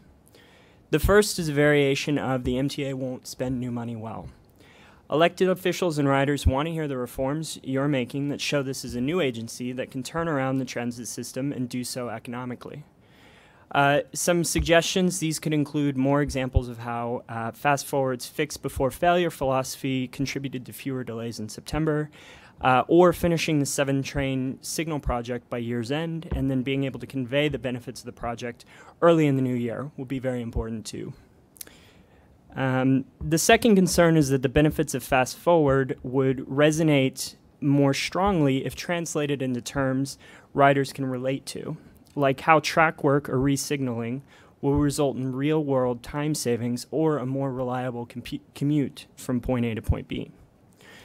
Talking honestly about reforms and grounding Fast Forward in riders' daily experiences will go a long way to convince the public to stick with you as you turn around the transit system again. Thanks. Thank you. Joe Rappaport, followed by Vijay Dougal.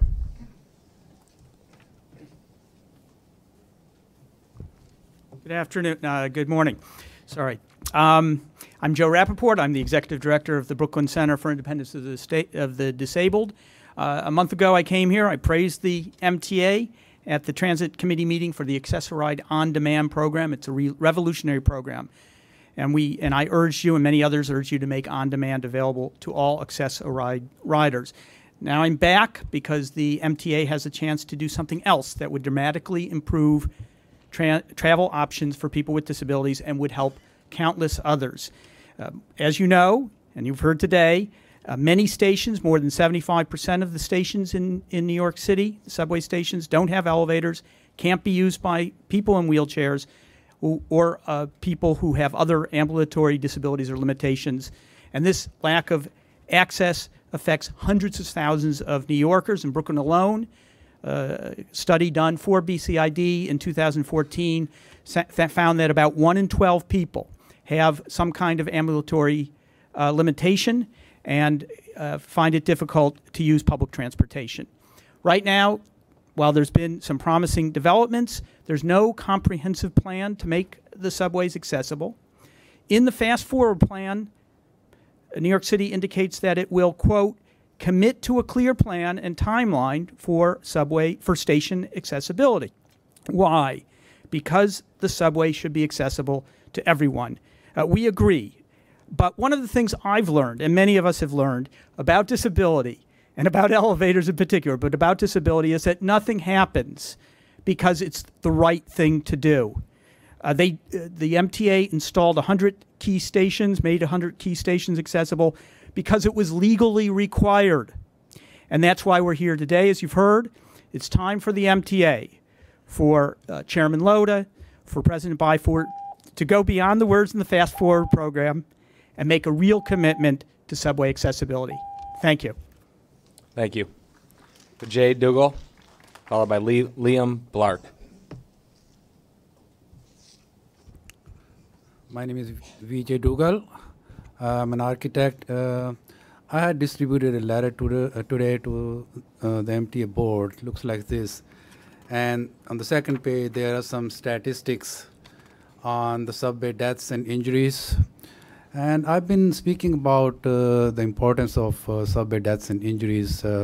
And I'm surprised nobody here today, I've been here for a few months also, nobody really wants to talk about how many people died and got injured. And particularly the people in the wheelchair. I know there's a importance of being accessibility, but the more important question is your safety. You know, what if somebody, particularly people with disabilities, fall down into the tracks and died? Actually, I brought up this subject in May or June, and the next month, you know, a person with a walker fell down into the trains and died. So I had filed a FOIL request to the MTA to request how many people died and got injured within the last 10 years. Give me like a year-by-year analysis. And this is a result of that analysis. What it shows that 2017 was the worst year ever on record. And the number of deaths and injuries jumped by 129%. And I made the analysis with the suicide included, excluded, and the result is still the same. So this letter is actually requesting from Mr. Laura and Mr. Byford on behalf of the MTA board, and this letter is a copy to Mayor Blasio, Governor, City Council, so it will go there. So I'm requesting Mr. Byford and Mr. Laura to provide us an update. What progress have been made by the MTA to reduce the number of deaths and injuries? I mean, there has to be some analysis, you know, some steps taken. My time is up, but, you know, I'm willing to share this information with anybody who is willing to have this information. Thank you. Thank you. Liam Blank, followed by Clifton Diaz. Good morning. My name is Liam Blank. I'm the Advocacy and Policy Manager for Tri-State Transportation Campaign. Tri-State is a nonprofit organization fighting to improve and expand mobility in New York, New Jersey, and Connecticut. Over the last few years, New York City commuters have grown increasingly outraged by the state of our mass transit system. Constant delays and shutdowns, frequent overcrowding, hazardous subway stations, these are the conditions we are becoming accustomed to in 2018. But we don't have to, and we shouldn't. We are currently faced with two major transportation crises: crippled public transit and paralyzing traffic congestion. To relieve congestion, we must have a transit system that serves as a safe and efficient alternative to driving, and for that to happen, the MTA needs more money to fund system improvements. Fortunately, this ball is already rolling. Unfortunately, it's not rolling fast enough. Under the leadership of President Andy Byford, the MTA has released Fast Forward, an ambitious plan to modernize our city's subways and buses. The objectives are clear, the work is targeted, and the goals are within reach. All that is missing is a dedicated source of funding. The obvious solution is for the state to implement congestion pricing. Experts predict this will decrease traffic levels by 13%, reduce greenhouse gas emissions by 2.1 billion pounds a year, and raise up to $1.5 billion in annual revenue that would go directly toward public transit improvements. This is a race against the clock as our transit system is literally collapsing before our eyes. It's gotten bad enough that the governor declared a state of emergency, and yet here we are, over a year later, still begging for help. The MTA is the governor's responsibility, so a success for Andy Byford is also a success for Governor Cuomo. This is why we are calling on the state to implement congestion pricing and fund Fast Forward. The solutions have all been laid out for them. There is significant support from commuters, advocates, and local leaders, so now is the time to get to work. Thank you. Thank you. Clifton Diaz, followed by Jessica Murray. Good morning, everyone. I'm here from Rochdale Village. I'm speaking on behalf of the ramps and for us to have elevators in Rochdale Village for the train station Locust Manor. We have a large percentage of senior citizens in the development. It's growing. We need the elevators, ramps in that development. It's been a long time coming. We need it. So I'm supporting the effort to have those things done. And I would like the board members to really take a look at that. We would also like to have our station changed name to Rochdale Village. I'm a former MTA employee, all right? I had the opportunity, but I missed me, went out the side door, the president, okay, to meet you, okay? But I would like to meet with you. But for the Long Island Railroad president and Mr. Ferrara, okay, haven't seen you for many years, all right? We would like to have that to be done, okay? So our fellow co-op city, you know, getting their station done, Rochdale would like to have it done. So again, please do us that favor and give us what we need. Thank you very much. Thank you. Well, Jessica Murray, followed by Jean Randolph Castro. Hi, good morning. My name is Jessica Murray. I'm a PhD candidate at CUNY and a member of the Rise and Resist Elevator Action Group. So I can't make it out to all the board meetings, but I still watch the live stream sometimes, and I watch part of Monday's committee meeting. So I want to comment on the alternate accessible route signs that were very well received. That was just one of many ideas we gathered from the community to make the system more accessible immediately. And you asked for quick wins, and you've already started to deliver on the signs, which I really appreciate. So now everyone who uses elevators will finally see what it's like for wheelchair users. They may realize that while they can make it up the stairs or down the stairs in a pinch, someone else will be diverted from using that station and will definitely be late to wherever they're going. I truly believe that these signs will make people realize the extent of the subway's accessibility challenges and bring awareness to this issue, so please keep up the work on getting those installed. Full accessibility of our system will take a long time to achieve. I also noticed that many customer service upgrades in the Q4 customer commitments are actually unfulfilled ADA requirements for people who are deaf or blind, hard of hearing or low vision, PA systems in subway stations, visual onboard service information on buses. These should be standard by now, but they're not. It'll take time, but I'm glad to see progress.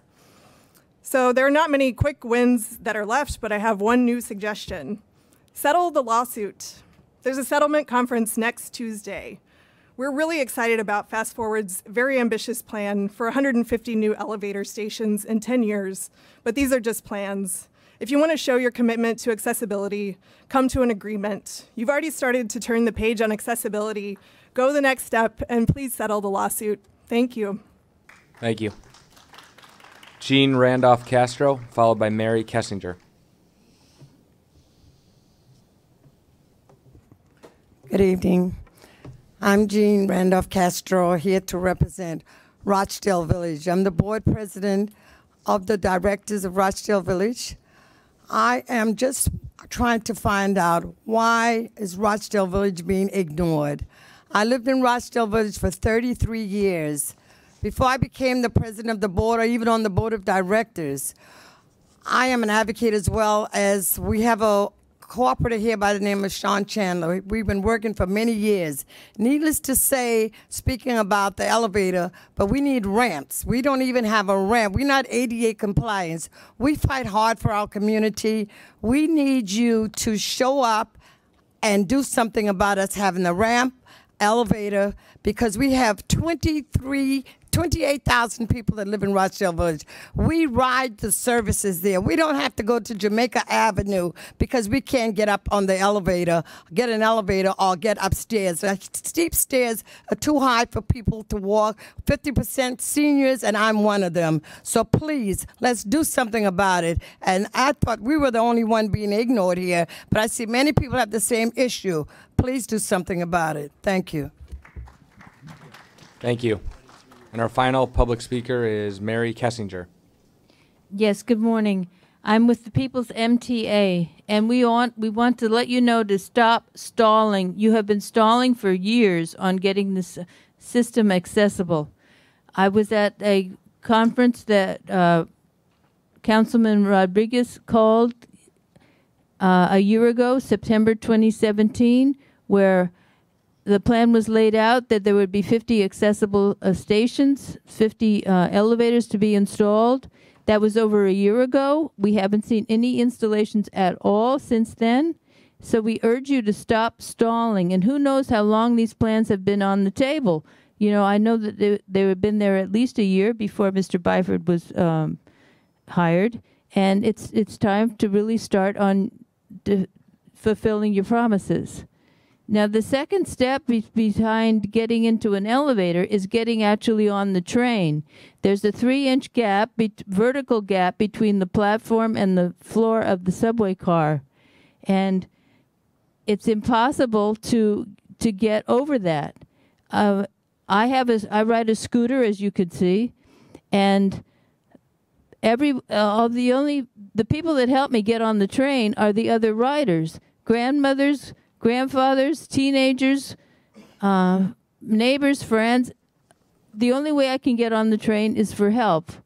And I think that something should be done about this. I have seen on the internet that there are subway cars designed in Japan that have a lip that when the doors open, it falls down and creates a ramp to enable people to get onto the train. And I think that we should adopt something like that here in New York City. And there are many other things that have to be done. One is like fixing elevators when they break down, and also auto gates when they break down. I always get the evil eye from the transit people when I ask them to open the gate for me, but I'm afraid to put my if you Metro could please card. conclude your remarks. Well, I have a lot to say. There's a lot of problems that need talking about. One is to start fixing the auto gates so they don't swallow and eat up your Metro card. Also, when that happens to you, what you have to do is fill out an affidavit, have it notarized, and then mailed back to the MTA so they can issue you a new card.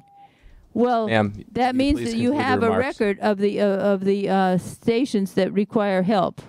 So I think that you should get on the ticket and get things corrected. Thank you, ma'am. Mr. Chairman, that concludes our public comment period for today. Thank you, Tim. Before we start, are there any comments by board members? Yeah, you know, Joe, there's obviously a lot of avenues for legitimate criticism of the MTA. The union does it all the time. I mean, we in a constant mode of attack against the MTA frequently, but the whole idea that somebody can come to the microphone and start targeting people for personal abuse is really kind of pisses me off. It wouldn't be tolerated in a track gang, in the subway. It wouldn't be tolerated in a union meeting.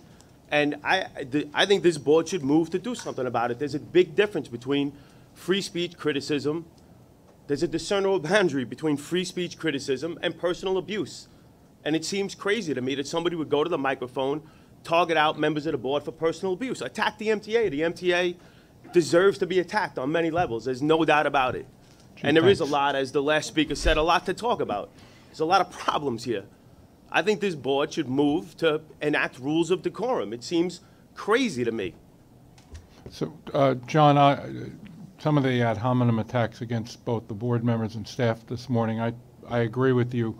Why don't I do this? Why don't I ask General Counsel to come up with rules? We'll meet separately as a board to determine what we can and can't do within the confines of the First Amendment. Free speech is not coming here and targeting somebody's physical appearance or anything else. It's ridiculous. It's actually counterproductive to all the folks that have legitimate criticism. I agree. I agree. Thank you. Yes, Andrew. Quite a few speakers this morning talked about the Mount Vernon bridge situation. As a Westchester County Commissioner, I frankly was not aware of the situation there, but it doesn't sound good, and I would like to request that we get a full report to the next Metro North Committee meeting as to where we stand, what the situation is, the timetable, the cost, the whole 9 yards of fixing this problem, because it sounds like it's not only a serious problem for the community, but could be life-threatening. Understood. I will ask that staff do that. In the meantime, Kathy, do you want to say anything about what's gone on to date? Sure. I mean, I have the status with respect to the various projects, and I can get more information with numbers to your question, Commissioner Saul, at the next Metro North Committee meeting. But just at a very high level in terms of what's ongoing now, we are in the process of replacing the 14th Avenue Bridge. So we've already demolished the steel. We have some foundation work to do, and then we'll be putting in the new steel and concrete road deck, and that's expected to be completed in the second quarter of next year. We have bids out on the street for the replacement of the 6th and 10th Avenue bridges. That work will proceed concurrently, and those bid openings are tomorrow. So there is some progress being made with respect to those bridges. On the 3rd Avenue Bridge, we have a cost-sharing agreement with the city, and my understanding is the city is in the process of trying to identify funding for their share. And then we have a number of other bridges that will be included in the upcoming capital program. But I can give you a fuller accounting of those at the Metro North Committee. But Kathy, obviously there's serious structural problems here. But the thing I don't understand is there was no way to keep these safely open temporarily until we could replace the spans? Because this sounds like, from what you're saying, this is not going to be fixed tomorrow. This is a long-term project, and I wonder if there's anything we can do to facilitate a temporary, you know, replacement of these things till we have a long-term solution.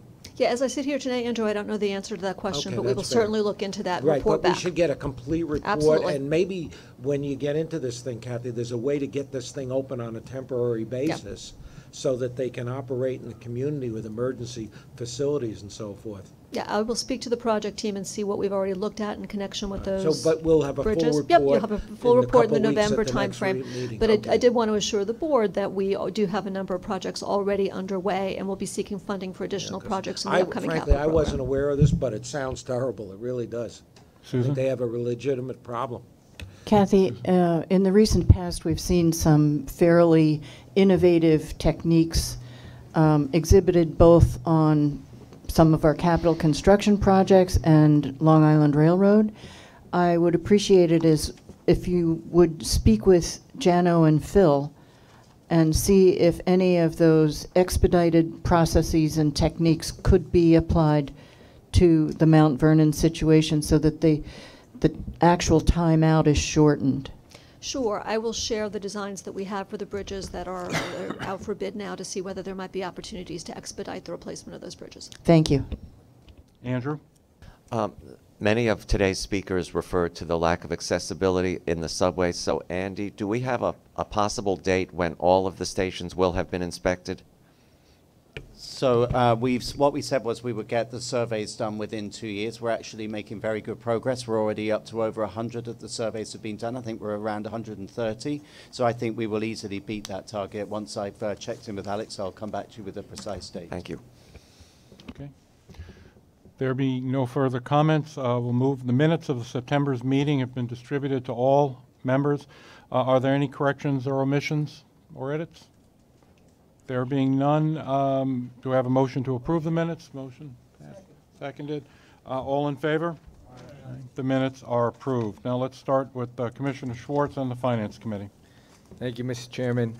The Finance Committee met on Monday and reports the following. There are 4 non-competitive procurements in the amount of $12.7 million. The committee recommends these procurements, and I move them. I'll second them. Are there any questions or comments? There being none, all in favor say aye. Aye. Any opposed? Motion carries. There are 6 competitive procurements in the amount of $6.5 million. The committee recommends these procurements, and I move them. I'll second them. Any questions or comments?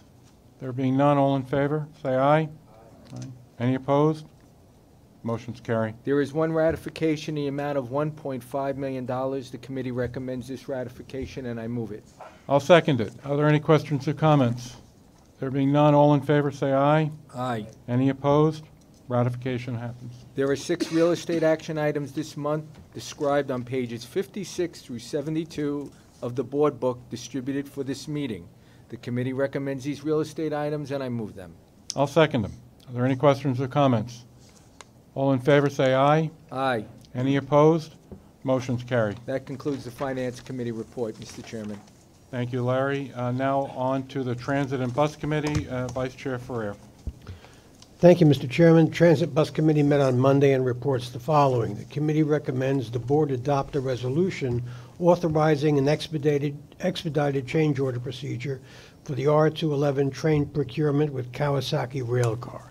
This recommendation and associated resolution are included on pages 73 through 75 in the board book distributed for this meeting, and I move its adoption. I'll second it. Any questions or comments? All in favor say aye. Aye. Any opposed? Resolution carries. There are 5 non-competitive procurements for New York City Transit for $70.1 million. Those are on pages 79 through 83 of the board book, also distributed for this meeting. The committee recommends these procurements, and I move them. I'll second them. Are there any questions or comments? All in favor say aye. Aye. Any opposed? Procurements carry. There are 27 competitive procurements in New York City Transit for $800 million on pages 84 through 89 of the board book. The committee recommends these procurements, and I move them. I'll second it. Are there any questions or comments? All in favor say aye. Aye. Any opposed? The procurements carry. There are no ratifications this month, and that concludes my report, Mr. Chairman. Thank you, sir. Now on to the joint Long Island Railroad and Metro-North Railroad committees. Mitch Pelly. Good morning, Mr. Chairman. The Metro-North Railroad Committee and the Long Island Railroad Committee met jointly this month and report the following. There is one non-competitive procurement this month for Metro-North Railroad for $722,000. The committee recommends this procurement, and I move it. I'll second it. Are there any questions or comments? All in favor say aye. Aye. Any opposed? There are 4 competitive procurements this month for approval, 2 for Long Island Railroad for $32.3 million, and 2 for MTA Capital Construction for $3.8 million. The committee recommends these procurements, and I move them. I'll second it. Are there any questions or comments? All in favor say aye. Aye. Any opposed? Procurements carry. There is 1 ratification this month for Long Island Railroad for $3.2 million. The committee recommends this ratification, and I move it. I'll second it. Any questions or comments? All in favor say aye. Any opposed? Motion carries. This concludes the joint Railroad Committee report. Thank you, Commissioner Pally. If you could, yes. I just wanted to say one thing. On page 107, we have this rubbish removal contract, which we talked about at length at the Joint Railroad Committee. Here's a case again where we had a contract that we knew was expiring. For whatever reason, who knows, the thing was never bid out in time, and we went ahead and extended this contract. And I know in the brief discussion we had, this had to cost the MTA considerable amounts of money. We've asked for a detailed report as to what happened, why it was not, bid out in a timely fashion, and I'm waiting for that report because this happens. This is not the only time this happens. This happens in many, many occasions, on many, many occasions, and I think it's something we really have to crack down on, make sure we don't have this concurring again in the future, because this cost us a lot of money. I think when we really look at the details of the thing, and you really look at it, a lot of people here are going to be unhappy with the outcome. Very well. Long Island Railroad will provide the report to you at the next, probably before the next committee meeting. I will as well. Absolutely. Absolutely. Commissioner Pally, if you can continue on and giving the report for Bridges and Tunnels. The Bridges and Tunnels Committee met on Monday, and I report the following. There are 2 competitive procurements this month for $35.1 million. The committee recommends these procurements, and I move them. I'll second it. Any questions or comments? All in favor say aye. Aye. Any opposed? Procurements carry. There are no non-competitive procurements and no ratifications this month, and this concludes the Bridges and Tunnels Committee report. Thank you. And now I'll entertain a motion to convene an executive session to discuss a matter related to collective bargaining pursuant to Section 105(1)(e) of the New York State Public Officers Law. Do I have a recommendation? Seconded. So moved. All in favor? Aye. We're in executive session. We'll be back momentarily to finish.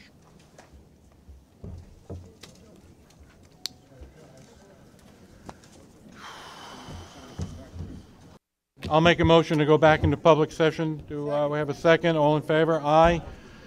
In the executive session, the board considered and voted in favor of labor contracts with TWU Locals 2001 and 2055, following the TWU bargaining patterns, and other matters related to pension plan amendments. Before we adjourn, I'd like to remind the board that the November board meeting is a week earlier than it normally is due to Thanksgiving, as well as the timing of the November meeting is off because the Monday when we would normally have committee meetings is Veterans Day. So the committee meeting will be Tuesday, the 13th, and the board meeting will be Thursday, the 15th. Board meeting at 9 a.m. I'm now in favor of a motion to adjourn the meeting. Can I have a motion? Second. All in favor? Thank you all. Happy Halloween.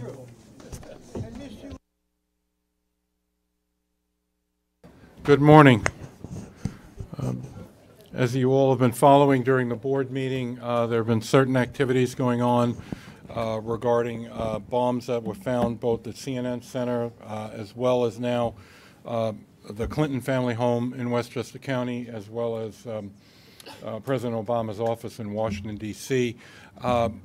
Throughout the meeting, I've been in touch with both MTA Police about what we're doing in Grand Central and Penn Stations, as well as on Metro North and the Long Island Railroad, as well as been in touch with the NYPD and what we are doing and coordinating our efforts with them.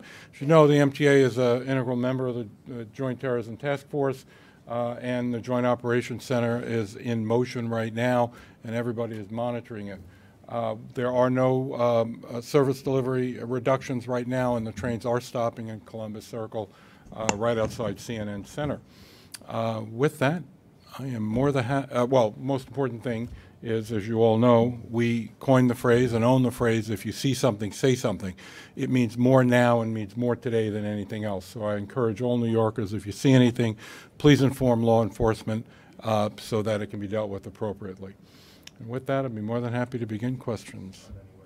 Mr. Rivoli. I wanted to follow up on your remarks on congestion pricing and the fiscal situation that the MTA faces.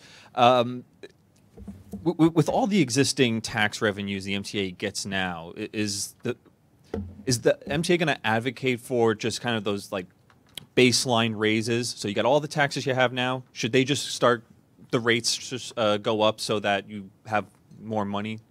I'm going to wait for the report that will come from the Sustainability Task Force that is evaluating alternatives, and I'll be able to comment to that. So when does this task force plan to have their report, and can you give us a timeline from the report to when you're going to have to vote on fare hikes and take us into 2019? December 31st is when I believe the report is due of this year, December 31st of 18, excuse me. And your second part of your question? Okay, so then if it's coming out December 31st, how is the MTA going to manage votes on fare hikes before it gets a report on how to stabilize its finances or get sufficient financing? Well, as I said, the budget that we will present in November will be balanced for fiscal year 19. We need to start working on strategies to deal with the calendar year and fiscal year 2020, 21, 22. Our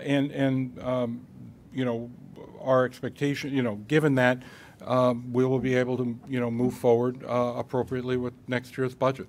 And so, look, good planning, good financial planning requires that we start doing the work necessary to make sure that we can work on the out-year gaps and the out-year deficits that are projected after next year. Paul? Hi, Joe. I understand that earlier this year, pretty soon after Dana's story about the conflicts of interest at Madison Square Garden, you very seriously considered resigning from the MTA. I was wondering, what was it that made you change your mind? The premise is wrong. I did not consider resigning from the MTA. And you didn't discuss with the Cuomo administration stepping down as chairman? I never did. Okay. Second question then is, how much longer are you going to be here for? There are many people who I believe viewed you as a kind of a shorter-term chairman of the MTA. Are you going to be here through 2019 and into 2020? My term ends on June 10th, 2021. That's my term. Hi, Chairman. I have a question for Mr. Byford, actually. Just based on your statements the other day about dealing with the homeless population, and we had, several police officers who said that, some of the things that you were saying would just put them in the hands of the cops, which would put them back on the streets, which would lead to them just circulating back into the MTA system. So I'm just wondering if you're thinking about, maybe some more nuanced ways to handle this, or if you've been in talks with the cops to think of, more sort of holistic ways to handle the homeless problem. So let me begin the answer to the question. Since I was at the meeting and I heard everything you said, what you've just said is completely inconsistent with what Andy said at the meeting. Andy said at the meeting it's a societal problem, and we would like to get to a situation where everyone on the subways, regardless of whether they're going to work or going to a meeting or, in fact, they're homeless, that they take up a seat, that there needs to be a certain level of civility. The idea that you've taken it and extrapolated it into something more than it is, I think is really unfortunate. And words are important. If you listen to everything that Andy said and now listen to what you've interpreted to meaning, it's two very, very different things. At least I know your editorial board got it right. Thank you, Chairman. Okay, so I took the courtesy, or the liberty rather, of bringing with me what I actually said, because I think facts are important. So what I actually said, if you just bear with me, and I won't read all of it out, but as the Chairman said, I referred to a societal problem. I said it's not something we're going to be able to crack in the short term. I said there's a fundamental difference between someone coming in to get warm, and I get it, and sitting on a seat, maybe dozing off. I really don't have a problem with that. But lying across the seat or behaving in an antisocial manner or making a mess is not acceptable. That crosses the line. Increasingly, that's the kind of thing I want our GSMs, group station managers, in conjunction with the Chief's officers to bear down on.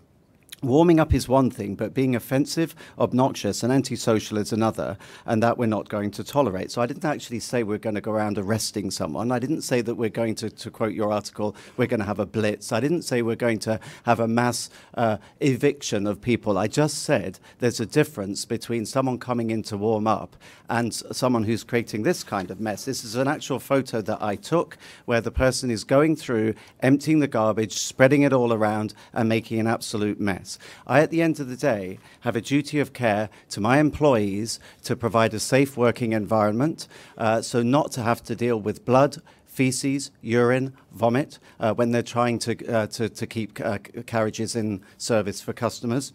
I've also got a duty of care to the 5.7 million people who use the subway every day, because they equally deserve to have clean, pleasant trains and stations. So I was very pleased to see that your editorial board today did get the point that I was making, which was fundamentally different from that which you reported. And just one other thing. Answer your question, yes, I have spoken to the police, and they're very clear that I didn't actually say go out and arrest people or kick everyone out. Yeah, that's right. Asking for help with them, which might well mean, can you please stop doing that? I never said I was seeking mass arrests. I've also spoken to customers who the very next day on the train came up to me and thanked me for actually sticking up for them. I've also spoken to members of staff, janitors who have to clean the kind of mess I just described. I've also spoken to members of staff who are at the termini, who are the people trying to say to people, look, sorry folks, you're going to have to get off because we can't take you into the sidings, who on occasions get attacked. So I absolutely have empathy for people with mental and emotional issues. All I'm saying is I'm not prepared to allow anarchy down there, and I'm not prepared to just ignore a societal issue that is causing unacceptable conditions for both employees and for decent, fair-paying customers. Chairman, I had a question on your comments earlier today as well about the financial outlooks at the agency. Do you what role do you see the board playing in advocating for new funding streams? Obviously, beyond just making statements at the meetings, are you planning on meeting with state lawmakers or with the governor to discuss potential new revenue streams outside of congestion pricing? And then secondly, I mean, it seems like we're viewing the fare hikes, the next round of fare hikes, as a given. Obviously, it needs to be voted on, but it seems like it needs to happen. What do you say to riders who are just, we keep going through these fare hikes, service is not getting better? My expectation is that the board will do exactly what the board has done in the past, and they will, in fact, be involved in the advocacy with the elected officials at every level, from the governor to members of the assembly, members of the state senate, all of our friends in government, our partners in government, at the city level, the state level, the federal level. It's what this board has done in the past, and I fully expect that it will be part of what we do going into the future, and that we will band together once we see the report from the sustainability working group, be able to move forward at that point. I recognize that the questions that may be asked about the fare and toll increase. I'm not going to tell you it's something I've inherited. If I could do it without a fare and toll increase, I would, but it can't. It's one that's been programmed in going back now a decade, every other year. We're now below the rate of inflation in our expectation as to what the fare and toll increase would be. I think it's part of, it's what the public has been told and decisions that were made back in 2008 and 2009. I have a question for Mr. Byford. So obviously performance statistics were very good for the subway this month, but I wanted to ask a couple of questions specifically about the on-time performance and other related statistics for the 2, 3, 4, 5 line were really good year over year, as they have been for a couple of months now, and the analysis always refers to the schedule adjustments.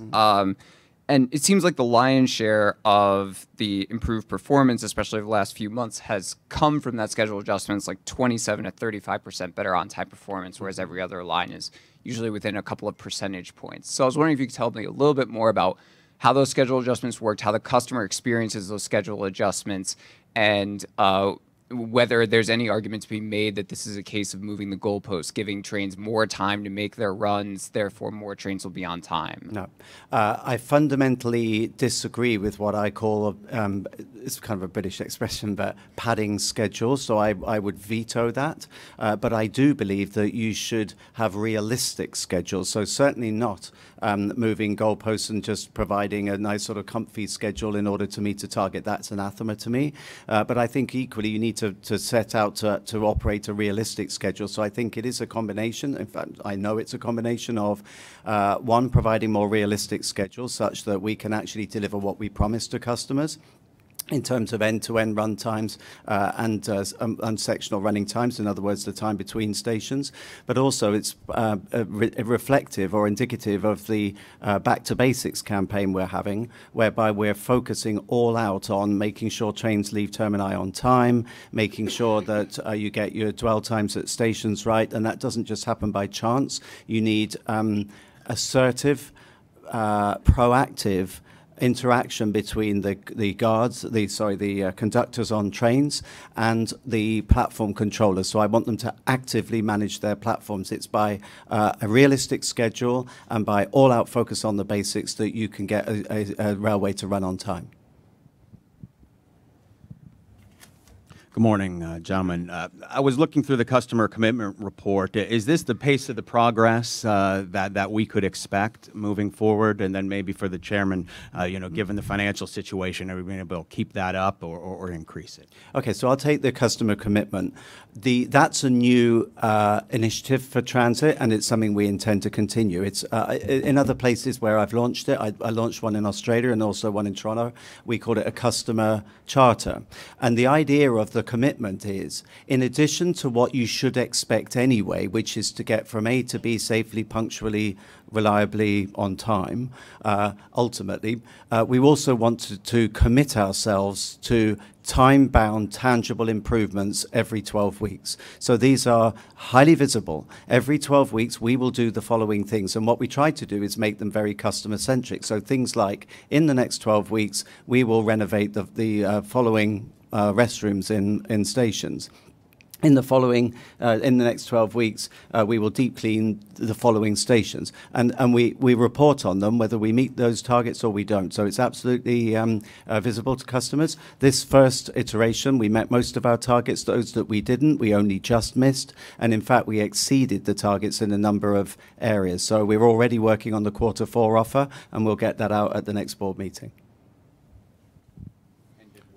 The budget, the current fiscal situation at the MTA will not in any way, shape, or form change or slow down what we're doing to enhance customer experience and the overall work that we're doing on delays and getting them down as quickly as we can. Recall the Subway Action Plan was funded separately and distinctly from the rest of the budget. Money is available. We're using it, combined with the fact that we are not going to go backwards the way decisions were made in the past about delaying repairs, delaying maintenance. Those days are over. That will all be incorporated in the budget. That will be presented next month as a balanced budget. Dana. Hi. So, Joe, given the sort of, the bombs being sent to various places today, makes me wonder, do you think, given sort of the dangers we face today, it's appropriate for the MTA PD and Amtrak PD to carve up the future Moynihan Station into two separate policing jurisdictions? I can't answer any questions regarding Penn Station. If anybody else wants to come forward to do it, that would be great. But it's regarding Moynihan. I have to recuse myself from anything related to that. Thank you very much. Ronnie? We'll do it separately. We'll do it separately. Hi, I want to talk about food on the subway. Andy, could you and Joe both respond, please? So first, roast chicken. I haven't seen that on the subway. Have you, and how does New York compare to London and Toronto? Okay, I have seen someone eat a roast chicken on the subway, which is why I quoted it as an example. And I just think that's just going a bit too far. I mean, I think fair enough snacks, and it's impossible to come up with a definitive list. But I just think it's not considerate. It's inconsiderate to eat a roast chicken, and the person I watched then drop the bones on the floor. That's inherently inconsiderate. There are systems around the world where you're not allowed to eat food. I would say, I think I'm correct in saying places like Singapore, you are not allowed to eat food. Other places are more of a hybrid. So in London, you're asked not to eat food. Again, I'm doing this from memory. In London, you're asked not to eat, to be considerate, and not to. You can't have alcoholic drinks. You're just asked to eat to not. Consume things that might be offensive to other people, particularly stinky food or something that's going to create a mess.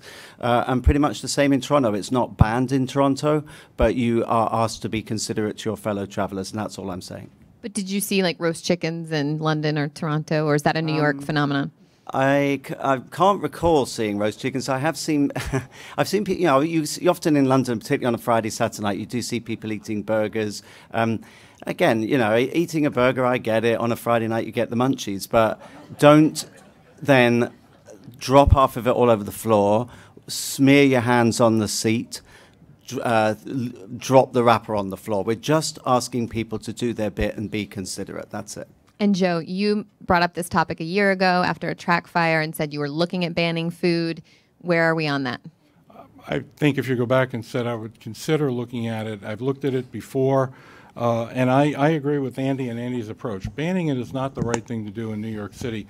But I think consistent with everything that Andy's discussed today and at the board meeting, being considerate of your fellow New Yorkers, I think, is a very, very important thing. I have not seen people eat roast chicken, but I have seen people, most recently, with a box of Popeye's fried chicken, if that counts. And I am equally as offended as Andy is about seeing people drop the remains on the floor. It's not necessary, and it's unfortunate. We need to be more considerate of our fellow New Yorkers. Thank you all. Oh, Jose, how are you? Good. From the roast chicken and Friday night munchies portion of the Q&A. Yeah, why is it only Friday night? Never mind. Back to boring old finances. I know that you like to say you're agnostic, and that's the MTA's party line on securing new funding. But when you talk about additional sources of new revenue, what could be done for the MTA to get that where you want it to be?